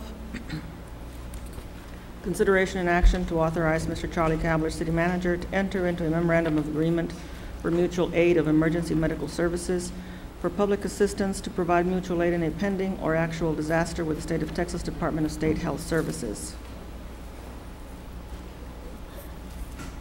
Honorable Mayor, Commissioners, this is a mutual aid agreement for disasters across Texas between the City of Brownsville and Texas Department of State Health Services. In case they call us out and need assistance, then we'll be authorized to go out there and be reimbursed according to the rates that you see before you in the contract. This is to authorize Mr. Kabler to sign this agreement.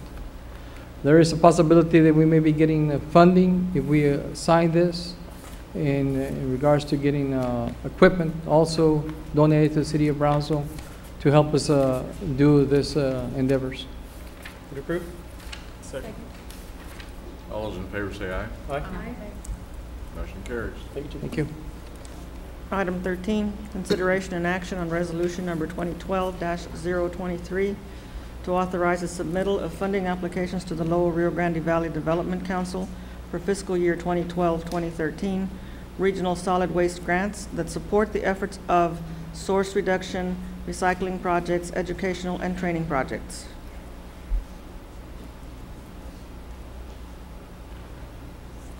Honorable Mayor and Commissioners, essentially, this is just an authorization from the Commission to allow us to pursue some grant opportunities. Second. All those in favor say aye. Aye. Motion carries. Thank you. Item 14, consideration and action to approve the leasing of real property located at 1254 East Monroe to Rio Bravo Wildlife Institute. Honorable Mayor and City Commissioners, last City Commission meeting, we brought the policy for leasing some of our facilities to nonprofits. Tonight, we bring you the lease agreement for Rio Bravo. In this agreement, the term is for 15 years, of which 3 years they would pay $200 a month, and then the remaining years they will be at $400.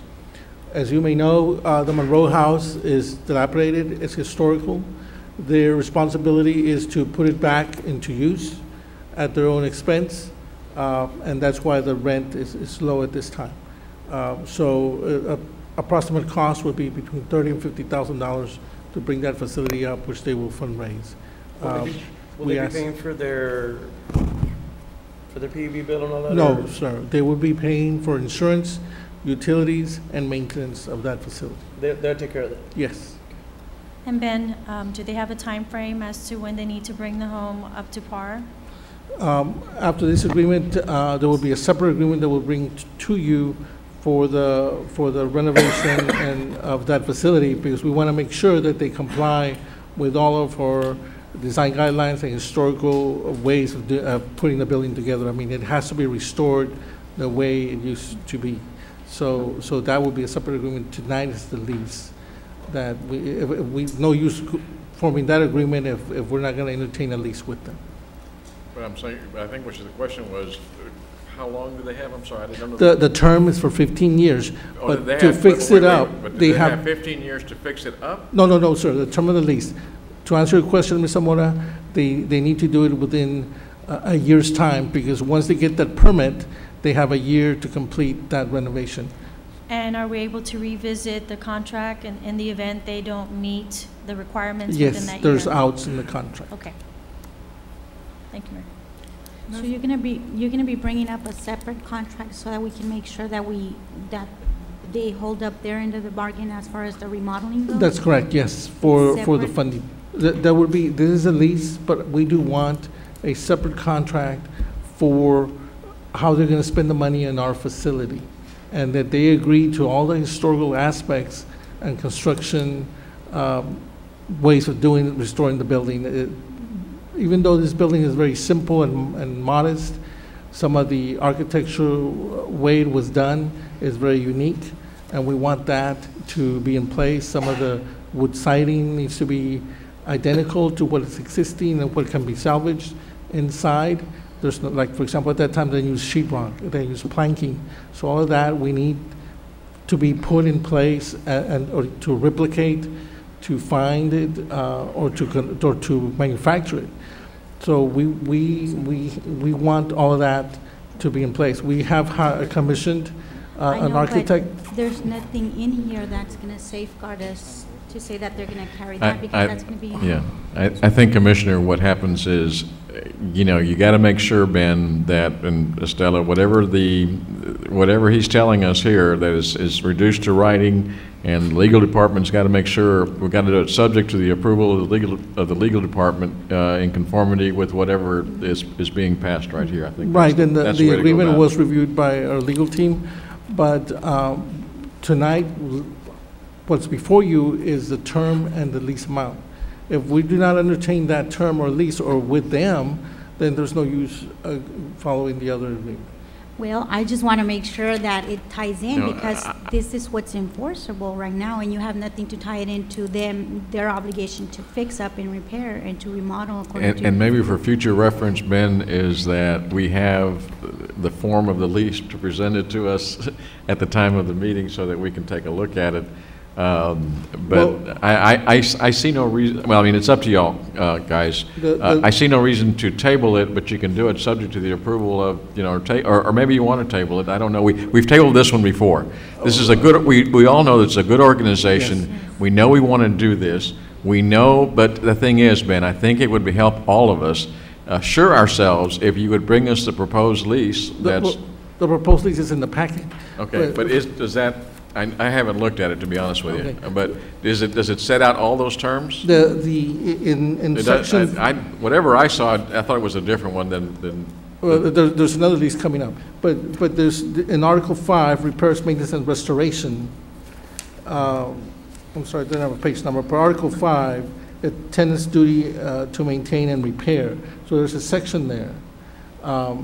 But what I want to come back is with the funding, And the funding issue can be separate, but what I want to make sure is that in here, we have the correct wording where we're protected, that they're going to be following whatever specs you're going to provide to them.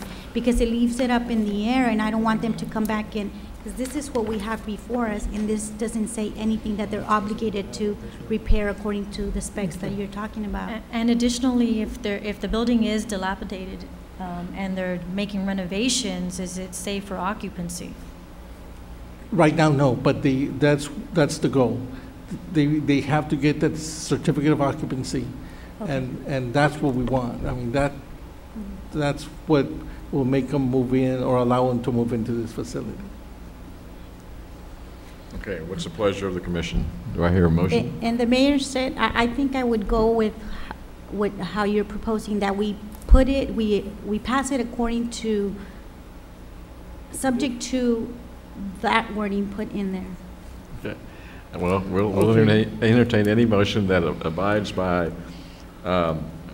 it's got to be consideration and action to approve a leasing of real property located at 1254 East Monroe to the Rio Bravo Wildlife Institute, which I think the motion would be to the effect that we approve it, subject to whatever council or commissioner, whatever you want to say. That's correct. If we can put legal on section 5, address.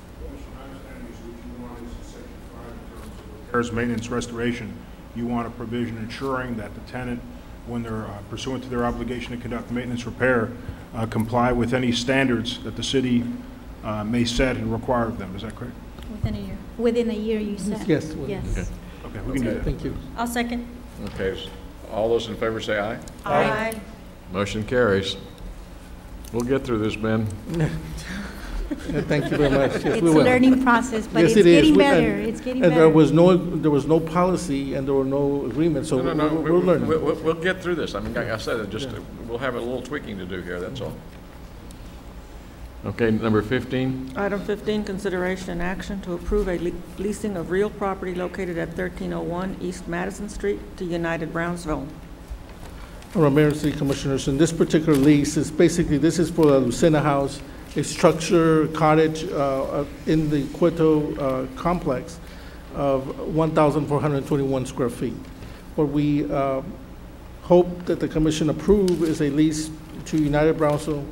And here the term is up to the commission how long, but the rent would be $1,000 per month as soon as you approve the agreement that we will start this rent.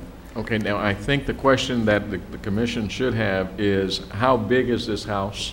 1,421 square feet. So you're trying to lease the entire house? Yes. There was no leftover for us?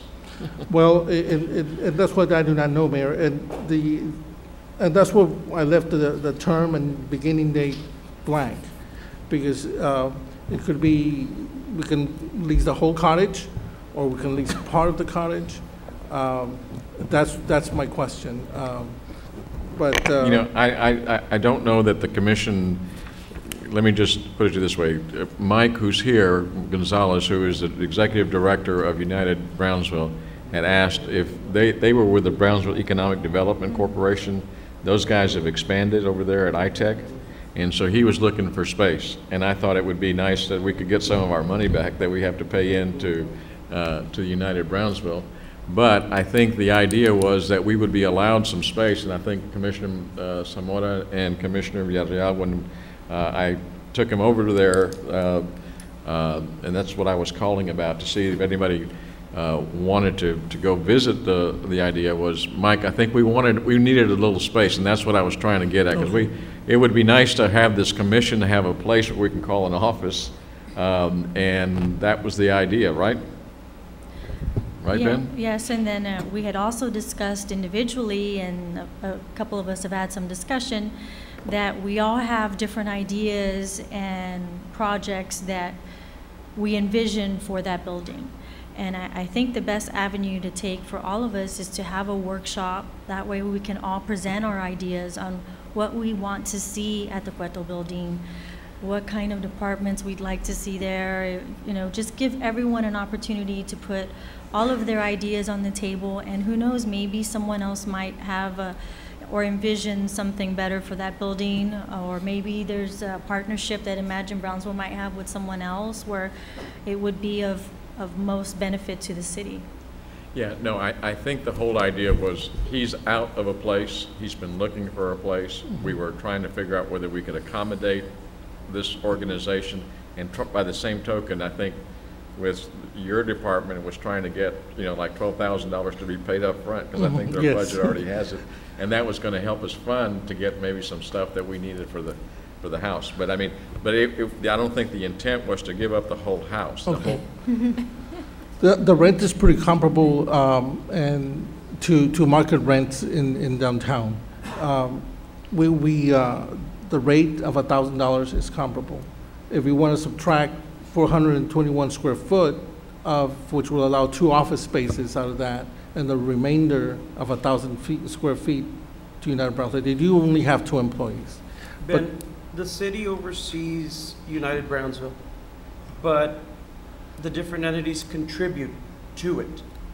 Now, in the process of finding United Brownsville, its director and his staff, a home, have the other entities been notified that United Brownsville director and staff will be paying rent to the city of Brownsville? We're talking about the other entities that fund United Brownsville. Correct.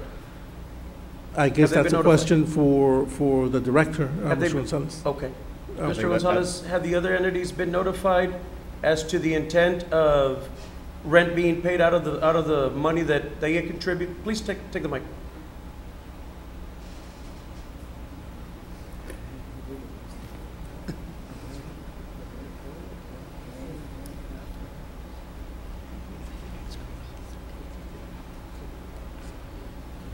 Mike Gonzalez, Executive Director, United Brownsville.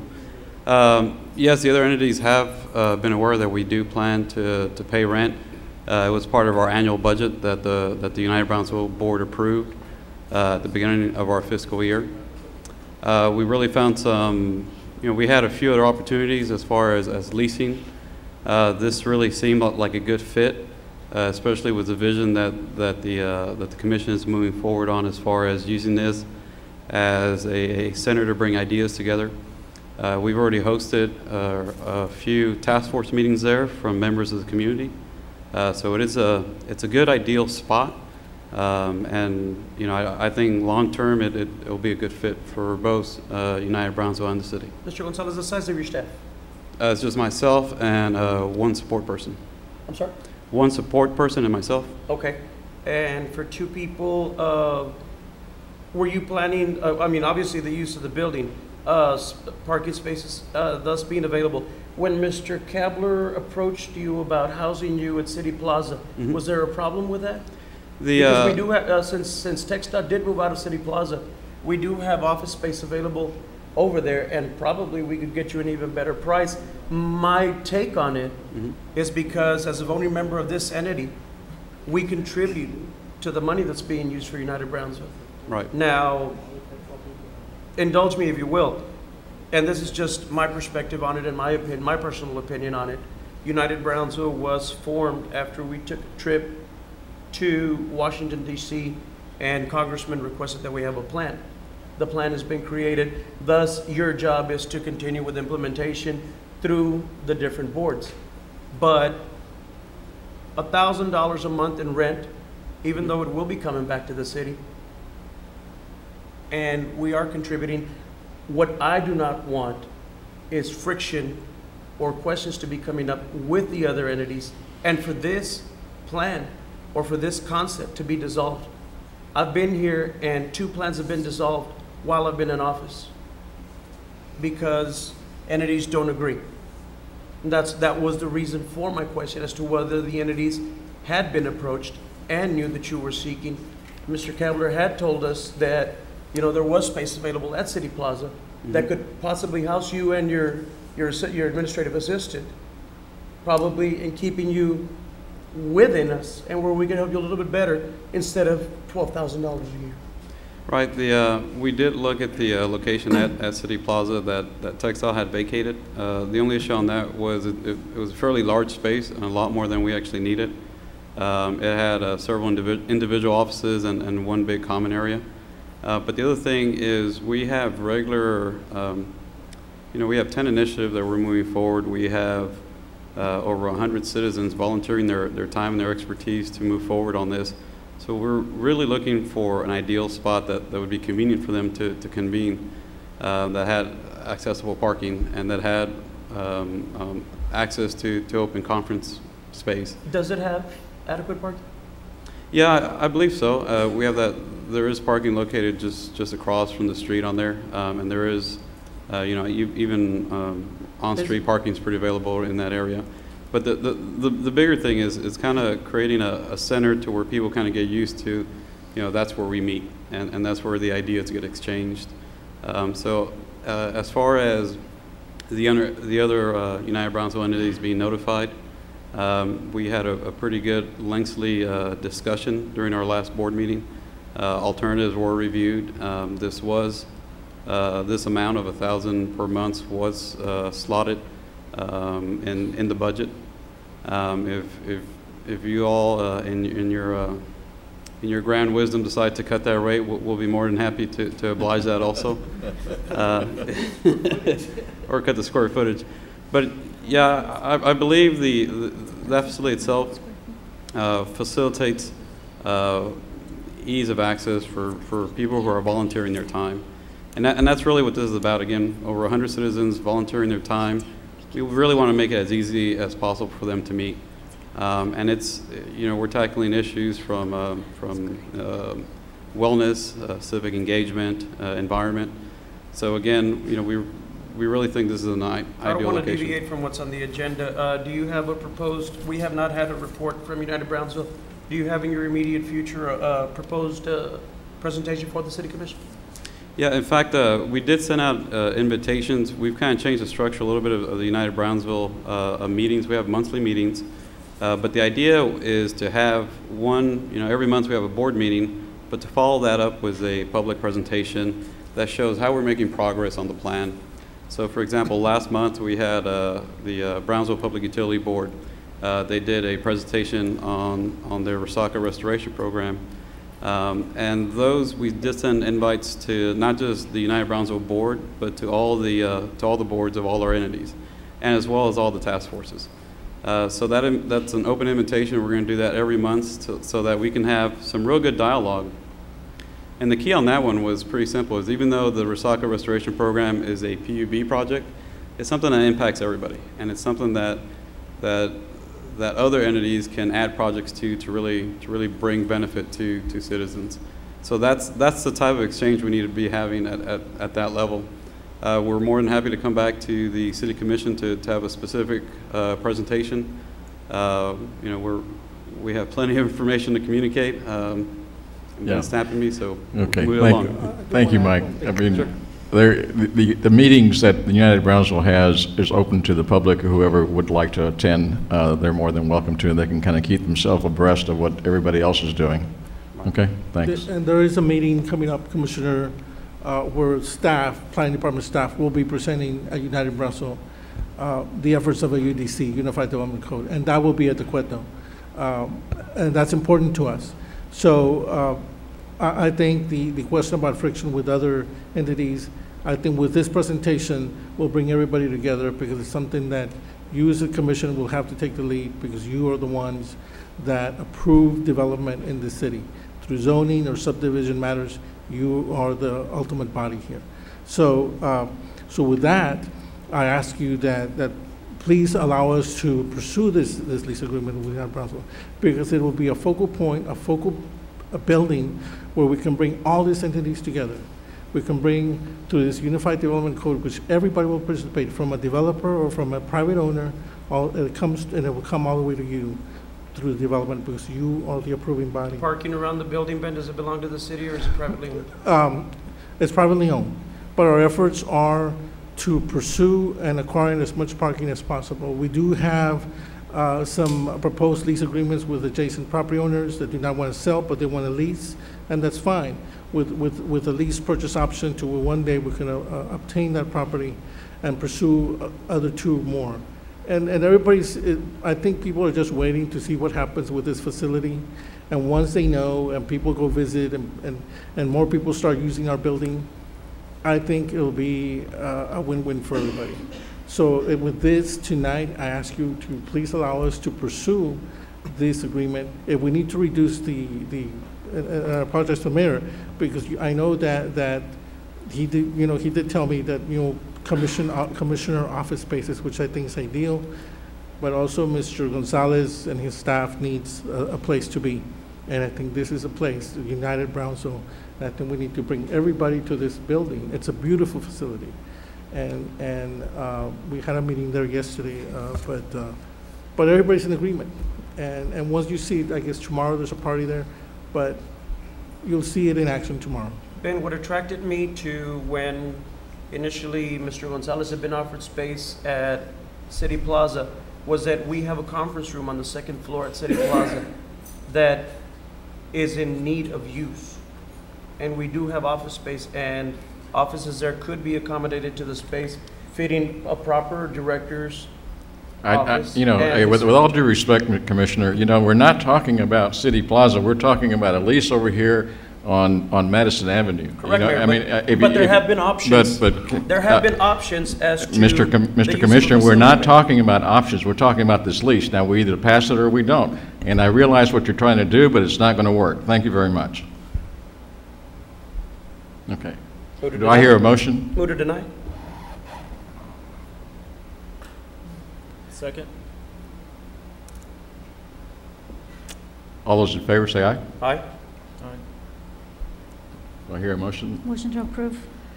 I would like to amend her motion. I think a good compromise is a one-year lease with a 30-day termination upon either party. Sounds good to me. And do you want to reduce the space too? Because I agree, that's a lot of space. Well, I think that if we can agree to negotiate the lease, and I say no longer than a year to figure that out, first of all, and second of all, to allow us with the ability to go check out how much space can be worked out.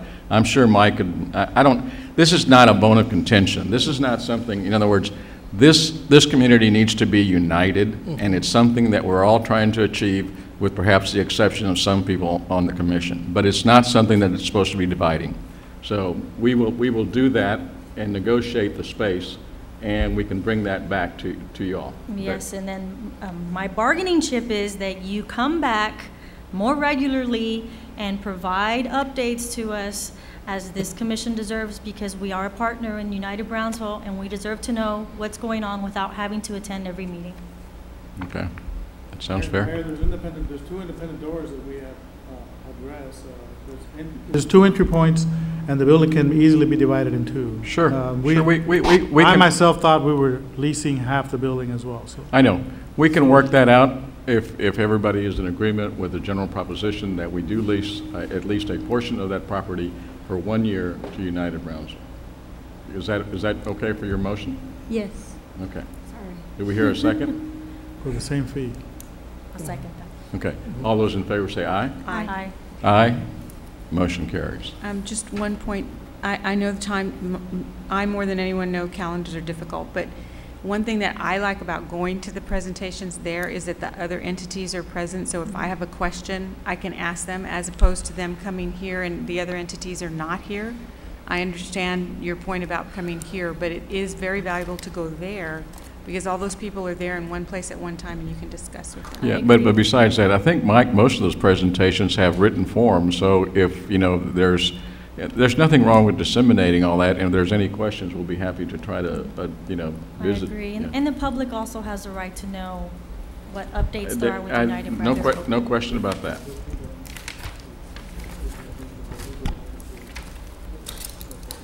Item number 16. Item number 16, consideration and action on resolution number 2012-021 to acknowledge the need for redevelopment, declaring blight, and supporting the administration of the facade improvement grant program.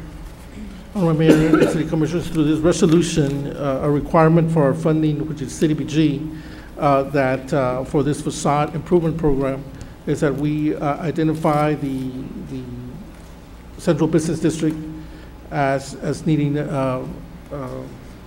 as being blighted, but also we're attaching the Buena Vida in case we seek other funding for that neighborhood. And with this resolution, we would begin our program for facade improvement in downtown. On your desk is the application and brochure that everybody in downtown will get. We would have, as much as possible, make sure that every property owner in downtown or business owner has the opportunity to apply for this funding. It's a matched grant up to $10,000, and they will get that after the completion of their facade improvement. After we acknowledge their improvement, we review their invoices, we review their bidding procedure. They would have to comply with Davis-Bacon, a federal requirement of their employees that they have to pay an appropriate federal wage. So this is what we're presenting here tonight through this resolution, which is required for our funding. If you approve this tonight, we would start marketing our program for facade improvements in downtown. So we ask for your support. Do I hear a motion? So moved. Second. All those in favor say aye. Aye. Motion carries. Item 17, consideration and action to authorize and approve an interlocal agreement between the City of Brownsville Police Department and the Brownsville Navigation District Police Department for the use of the 800 megahertz trunked radio system. Good evening, Honorable Mayor and Commissioners. The request before you this evening is to authorize an interlocal agreement between the Brownsville Police Department and the Port of Brownsville Police Department for access to our communication system. In essence, what this would be doing would creating a talk group for the Port Police to communicate with each other, and also access to our inquiry channel for their needs as needed. This is modeled after the current programs that we have in place with Brownsville School District and the University of Texas Police. And we recommend that you approve this. That would be good. Would you approve? Second. All those in favor say aye. Aye. Motion carries. Thank you.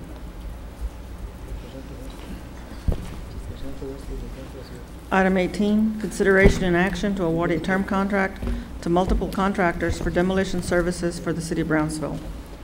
Honorable Mayor, City Commissioners, at the request of various city departments, the Purchasing and Contracting Services Department solicited formal bids for a multiple contract for demolition services for the City of Brownsville for condemned and dilapidated structures. This contract should be awarded for a primary contractor, a secondary contractor, and a tertiary contractor. Levels should be determined on a unit price, unit cost basis, and will be with the lowest unit cost awarded per line item. Awarded contractors can participate only at one level. Should the level one or the primary contractor be unable to provide the requested work, then the secondary contractor will be called. And if the secondary contractor cannot provide that service, then we go to the tertiary. Now, the project milestones is the legal advertisement appeared in the Brownsville Herald 2 times, September the 4th and September the 11th. Acknowledgements were subsequently received confirming participation by several contractors, A private meeting was conducted on Thursday, September 13, 2011. Sealed formal bids were opened for the subject project on October the 7th, 2011, and a total of 5 bids were received and tabulated by the purchasing department. Staff recommendation is to award a contract to multiple contractors for demolition services for condemned and dilapidated structures. And we have RLC Consulting Group of Brownsville, Texas. We have Rudy Martinez Hauling of Brownsville, Texas. Decorative Concrete Design of Brownsville, Texas. U.S. Hair Industries of Brownsville, Texas. And Valley American Contractors of Brownsville, Texas. This contract shall commence upon City Commission approval and shall expire February the 28th of the year 2013. And the city reserves the right to extend the contract for 2 additional 1-year periods. Funding for this project is available through each department operating budget. I'll be more than happy to answer any questions at this point. You ready for my questions? I'll try Of to. course. Let's go. Well, the only reason this item interests me was because one of the companies who will be on the rotation is called Valley American Contractors, owned by Mr. Escobedo, who also owns American Surveillance. So I was wondering what kind of experience all of these approved companies had, and which is why I requested references from you. I didn't receive them, so I did call all of these vendors, all 10 of them on this list, to see if in fact they had been contacted, and if in fact they did receive or give an acknowledgement on the bid documentation. And out of all of them, I have 1, 2, 3, 4, 5 who told me that they had not been contacted. 5 of the contractors on the vendors list? On this list, yes. Okay, what we do is we send out a fax. We also publish the package on the newspaper, and we have, as part of the bid package, an acknowledgement of receipt. Sometimes we don't get acknowledgements of receipt. Sometimes we get acknowledgements from vendors saying, yes, we will participate, or no, we will not participate. And sometimes they let us know the reason why. Maybe because they're bonding, they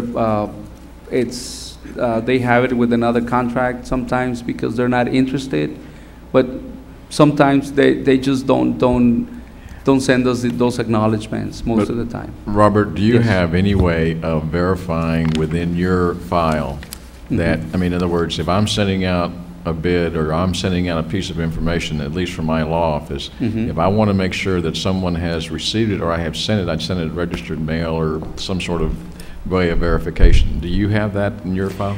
We do. What we do, Mayor, is we send the copy of the advertisement, the one that we send out to the newspaper, and we send it via fax. Together with the fax, we have the acknowledgement that it recreates when we send it out through our system, through the copier that we have, which is a multifunctional. And also what we have is we post the packages online through the city website. So when vendors download the package, the responsibility is also to return the acknowledgement of receipt. So like that, we know who's participating. Now, not necessarily the contractors that you see on this vendor list have access to the information. That information is available to everybody because it's online. But to answer your question, sometimes it is hard to receive acknowledgements from vendors. Sometimes it is verbally when they go to the office, we tell them also verbally, and they say, yeah, we will participate. Sometimes they come to the private meeting, sometimes they don't. Sometimes we even have vendors that didn't attend the meetings to submit a bid package. Okay, but just if I could, Robert, if I were to go back through your file, though, what you're trying to tell me is that you can show me the paper and the dates on which it was published. That's one thing. Yes, sir. You can show me that you can go back to the website and you can prove to me that it's been on the website for Yes, certain days, whatever. And then on certain occasions, you can tell me that you faxed it to some folks who had a fax machine that you had access to, and those you can prove. Okay, is that the extent of the way you're going to be able to prove that you have public notice? That's correct. So I have a Are you done with your questions? Well, because it just says 9 acknowledgements were Well, subsequently there's- received, confirming receipt of bid documentation, and then you had just said that you don't receive them from everybody, so. Let me go back to this. I know there's a mistake on number 2 where it says 8 contractors were represented at the previous meeting. Actually, there were 5. 5 that attended the previous meeting, because that's what I have on the signing sheet. So that's the mistake that I have on the analysis on number 2. But going back to the acknowledgements of vendors, I know that 2 of these companies listed, we received the not the acknowledgement, but the copy back where it says that they're no longer in business. The numbers that they have didn't answer sometimes. And what happens sometimes, the issue that I have, sometimes vendors, when they change numbers, most of the time they go to the office, when they go online and they change their information, sometimes they don't. So it's, what I told the vendors at the previous meeting is that it is their responsibility to look on the website and download the addendums and make sure that they look into the website every week to find out what projects are available for them to participate with. I have a question. Yes. Are the vendors, out of the 10 vendors, is there a list that you have that you normally use those vendors? It's a list that is created on vendors that have participated on previous demolitions. And you normally just send the notices to them, or what's I guess what I'm asking is, what is the procedure, and is there something that... The procedure under local government code, it says that if we need to at least we need to publish the ad on the newspaper twice. That's the first thing. Number 2, we need to acknowledge vendors of the bid. In this case, we do have a website where we post the bid, and it's available to anybody. I mean, if you have access to the internet, you can access the information, you can download it, you can attend the previous meeting. So that's how we have communications with vendors. And in most of the cases, the vendors that participated on this particular bid are vendors that are continuously visiting the department, saying what's available. We need to work. Okay, we need to do and out something. of those vendors, are the ones that are on the list, are they pre-qualified? Well, most of the vendors that you see in here have done business with the city, have done No, I'm construction asking work. on your vendor list. Oh. Those that are on the vendor list, are they pre-qualified? Yes, most of them are pre-qualified. There's some that are new, that never done business with the city. When that happens, what we do is we call sometimes the county or the school district if they have done previous work for them, and that's how we qualify So them. you actively ask for references regarding jobs that they've done When- with other entities. But is there, in your procedures, is there a mechanism in there whereby you pre-qualify? Are we obligated, that's what I'm asking, are we obligated to pre-qualify the vendors? We're not to be- necessarily, it's not necessarily in most of the cases to go through that. It all depends on the scope of work that is going to be Okay, done. for this scope of work, Mhm. because I was noticing that it's different levels. Yes. And obviously, if one is not qualified to do the lower level of work, and then you have the medium level and then the higher. But that was level based work. on the cost, on price. Right, but if they're not qualified, how do you know if they're qualified? That's what I'm asking. Okay, the process is, when we enter into a contract, let's say, let me give you an example. We have a new contractor that is new, that never done any demolition. The first thing they need to comply with, they need to have insurance, they need to have workers' compensation, general liability. They need to have the proper equipment. In other words, they cannot just go with a hammer and knock the house down. They need to have the proper equipment. Okay. That's one way of qualifying And them. the reason I'm asking for the pre-qualifications, I'm sorry, because obviously, some of these contractors are not capable of doing all the jobs. And so my concern is, if we're going to put them on there, we need to be able to pre-qualify them so that we can at least be assured that they have the tools, Yes. the insurance coverage that's needed, and Mhm. everything else. And so I think that's the important part of the pre-qualifying process, and I'm not sure that you're doing it here. Well, like I mentioned it, in the past, we have done business with most of these people. And what we do is we check on their work. Like the previous one, I can tell you is U.S. Hair Industries of Brownsville, Texas. They did the previous demolition, and we had people from the health department and also people from the building inspections department checking on them, checking to make sure they have the proper equipment, that they were following everything by the book. And what happens is, if we see something that is wrong, we stop everything. Okay, and out of the contractors that you have on there, I was noticing that there was only one of them that was on the, only one of them, which is Rudy Martinez, is the only one that is on your vendor list. Yeah. And so that to me is a little unsettling, because you don't have prior work done with the other three contractors per se in this particular area. They might be working with the city in another shape or form, right? But my concern is that we're not pre-qualifying them to safeguard the city. Well, in this case, since it, like I mentioned, since it is demolition, it's not as bad as doing construction, where in construction, we really need to qualify them. In demolition, they're gonna be demolishing homes as long as they comply with insurance, and they also follow the Davis-Bacon wage rates, because if you notice on the tab sheet, you will find two different pricing. If you can put the tab sheet on the screen so I can explain that. There's different pricing, because when we get federal funds to pay for some of these demolition services, there's different pricing that we're going to be using. When we pay out of the general fund, we just require for contractors to pay the minimum wage of $8.50 an hour. That was as per a resolution back in 2008. Now we use CDBG funding, and the requirement is to follow Davis-Bacon wage rates. We need to submit those 10 days prior to giving the notice to proceed.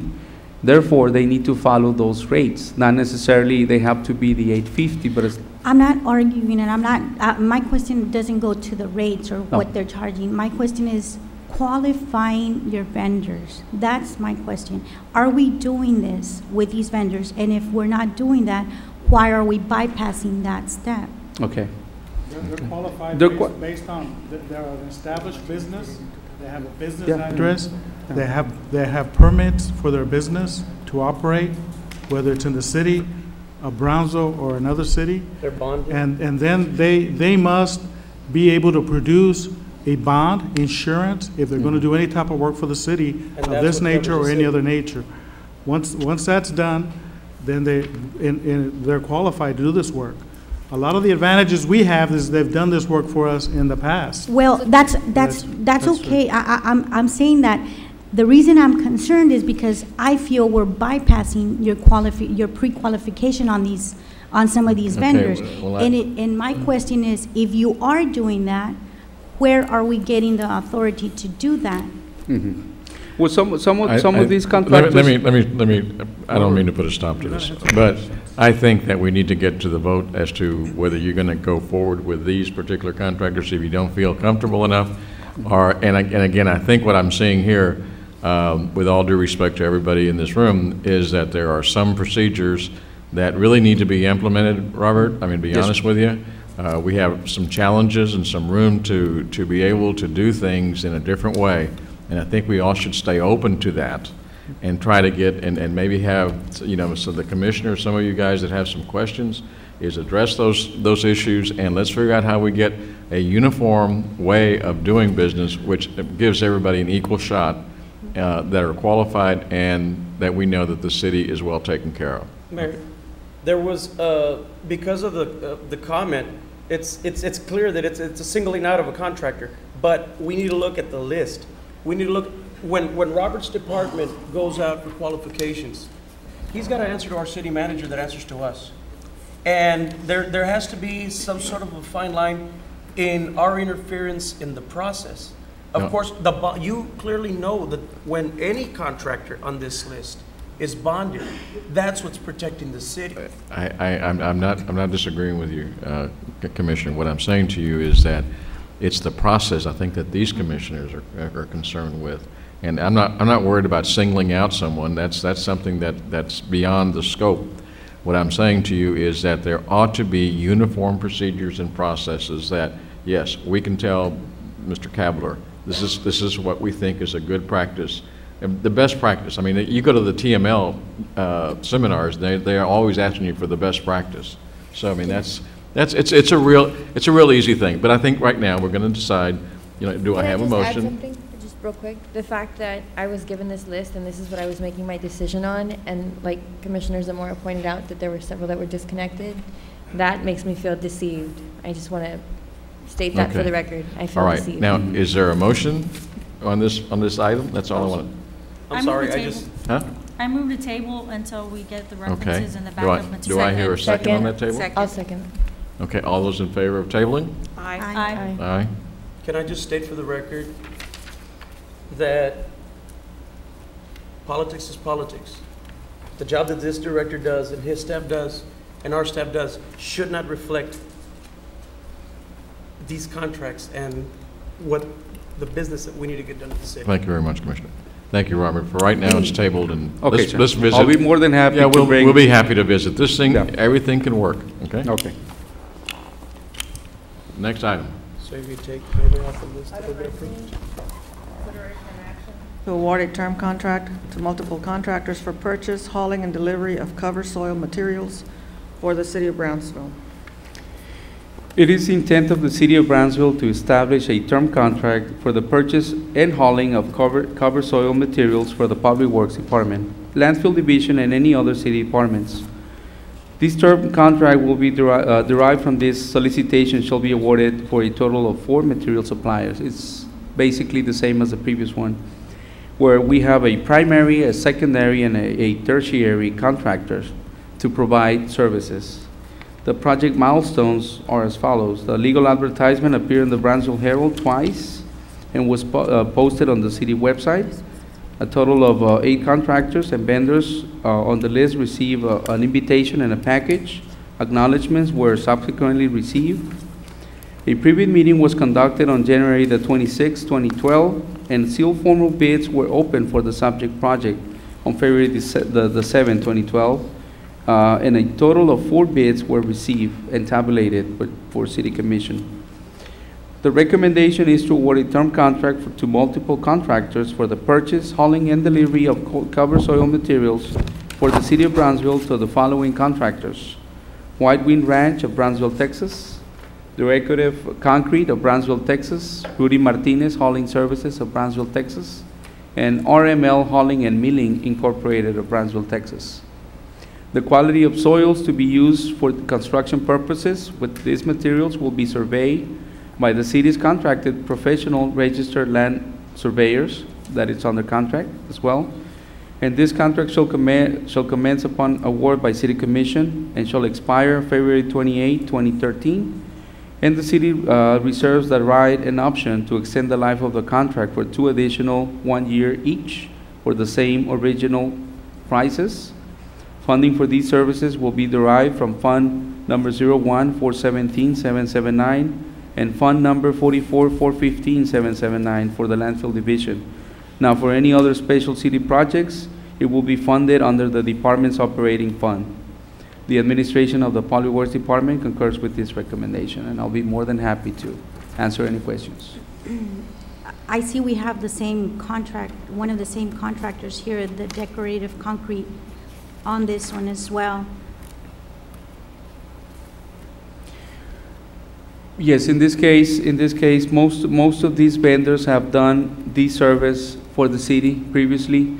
I can tell you that Decorative Concrete Design, when I talk to them, like any of these other contractors on the list, sometimes they subcontract the trucks, the hauling service.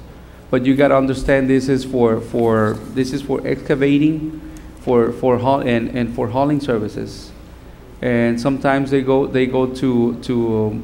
We have a contract at the landfill that it's a day-to-day, where they get these cover soil materials that they need to cover the trash every day, and they grab they get these materials from the land that is right next to the landfill.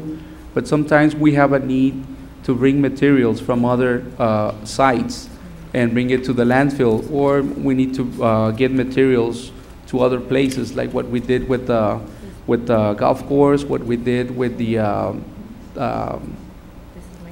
at the sports park. So we have most of these vendors already done this business for us, these services. So all of these vendors, you're saying there's 1, 2, 3, 4, they've all done this type of service Yes, ma'am. in the past? And some of them, when they don't have enough staff, they subcontract from the other ones. So these are pre-qualifying? Yes, ma'am. All of these- When I say that they're already ready to do this, is because we have done business with them in the past. These, you're saying that And they're these are- bonded and they have insurance, they need to have all the insurance, workers' compensation, everything. So these are pre-qualifying? Yes, ma'am.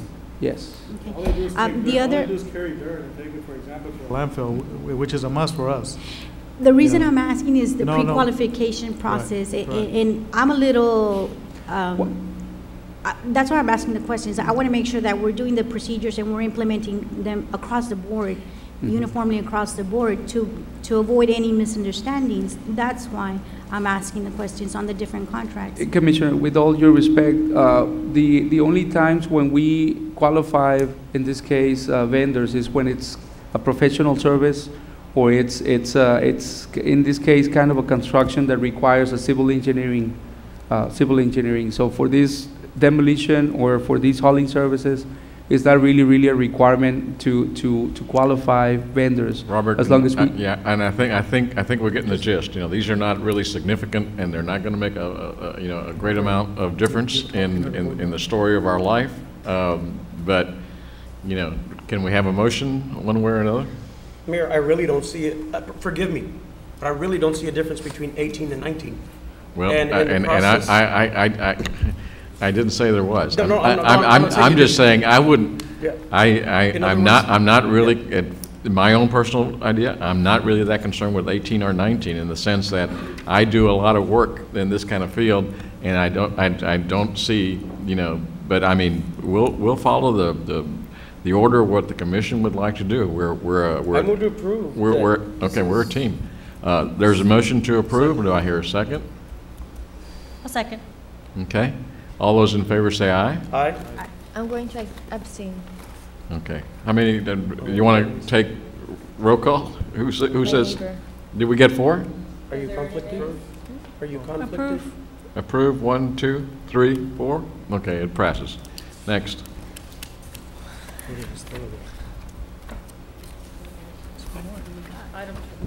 Item 20, consideration and action to award a contract for roof rehabilitation at Brownsville Historic Museum. At the request of the grant administrator, Stephanie Reyes, the Purchasing and Contracting Services Department solicited formal invitation for bids for the roof rehabilitation of the historic Brownsville Museum. The legal advertisement appeared on 2 times on the Brownsville Herald and was posted on the city website. There was a private meeting that was conducted on January the 25th, 2012, and sealed formal bids were opened for the subject project on February the 9th, 2012 at the Purchasing Conference Room.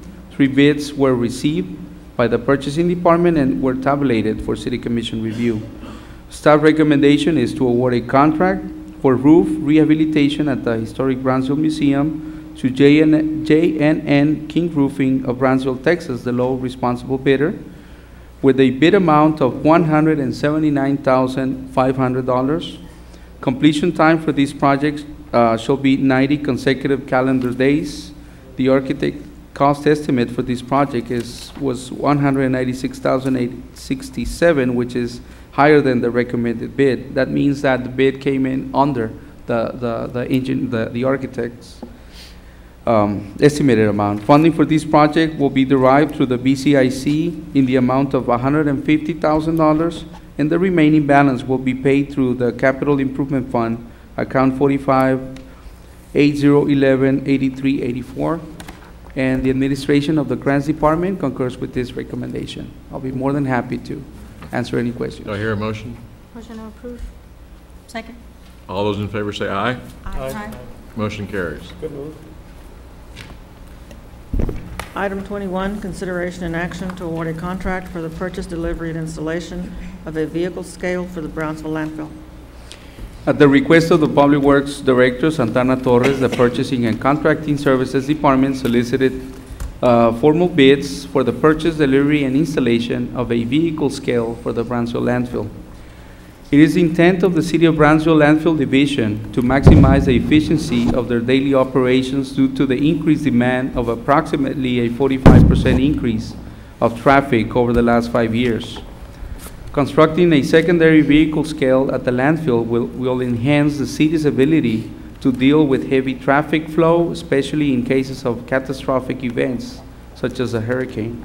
In addition, construction of the second vehicle scale will address traffic congestions and delays.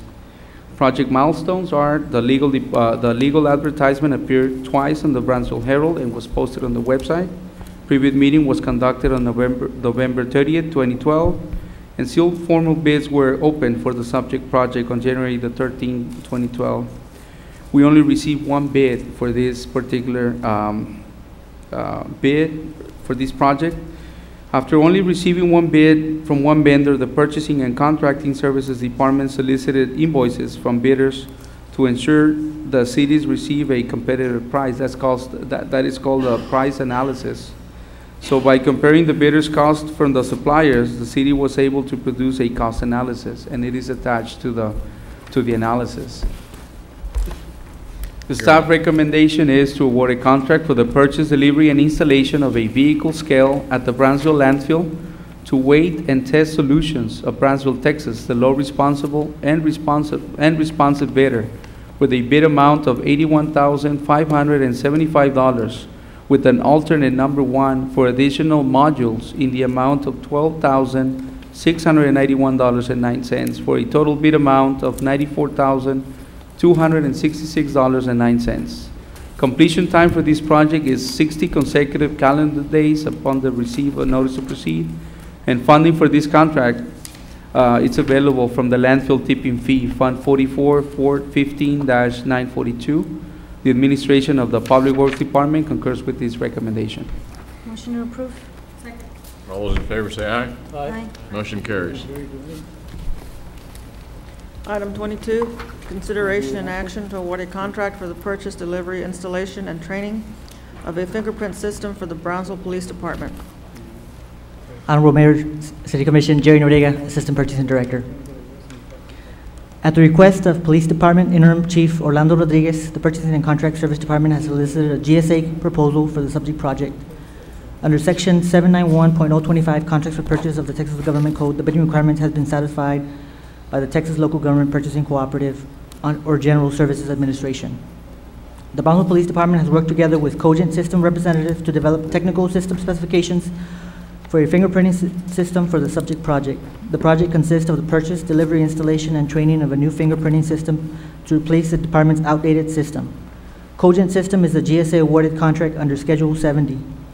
Staff recommendation is to consider to award a contract for the purchase, delivery, installation, and training of a fingerprinting system for the Brownsville Police Department to Cogent Systems of Pasadena, California, in the amount of $46,734.01 and $20,390 to Spillman Technologies of Salt Lake City, Utah, captive vendor, as per Local Government Code, Chapter 2252.022, to create the interface for the fingerprinting system for a total price of $67,124.01. This procurement reflects GSA contract pricing as per Schedule 70. Funding for this project is available from a federal grant, account number 01-9111-848-185, and the remaining balance of $2,894.01 from account number 01-310-706. The administration of the Police Department concurs with this recommendation. Any questions?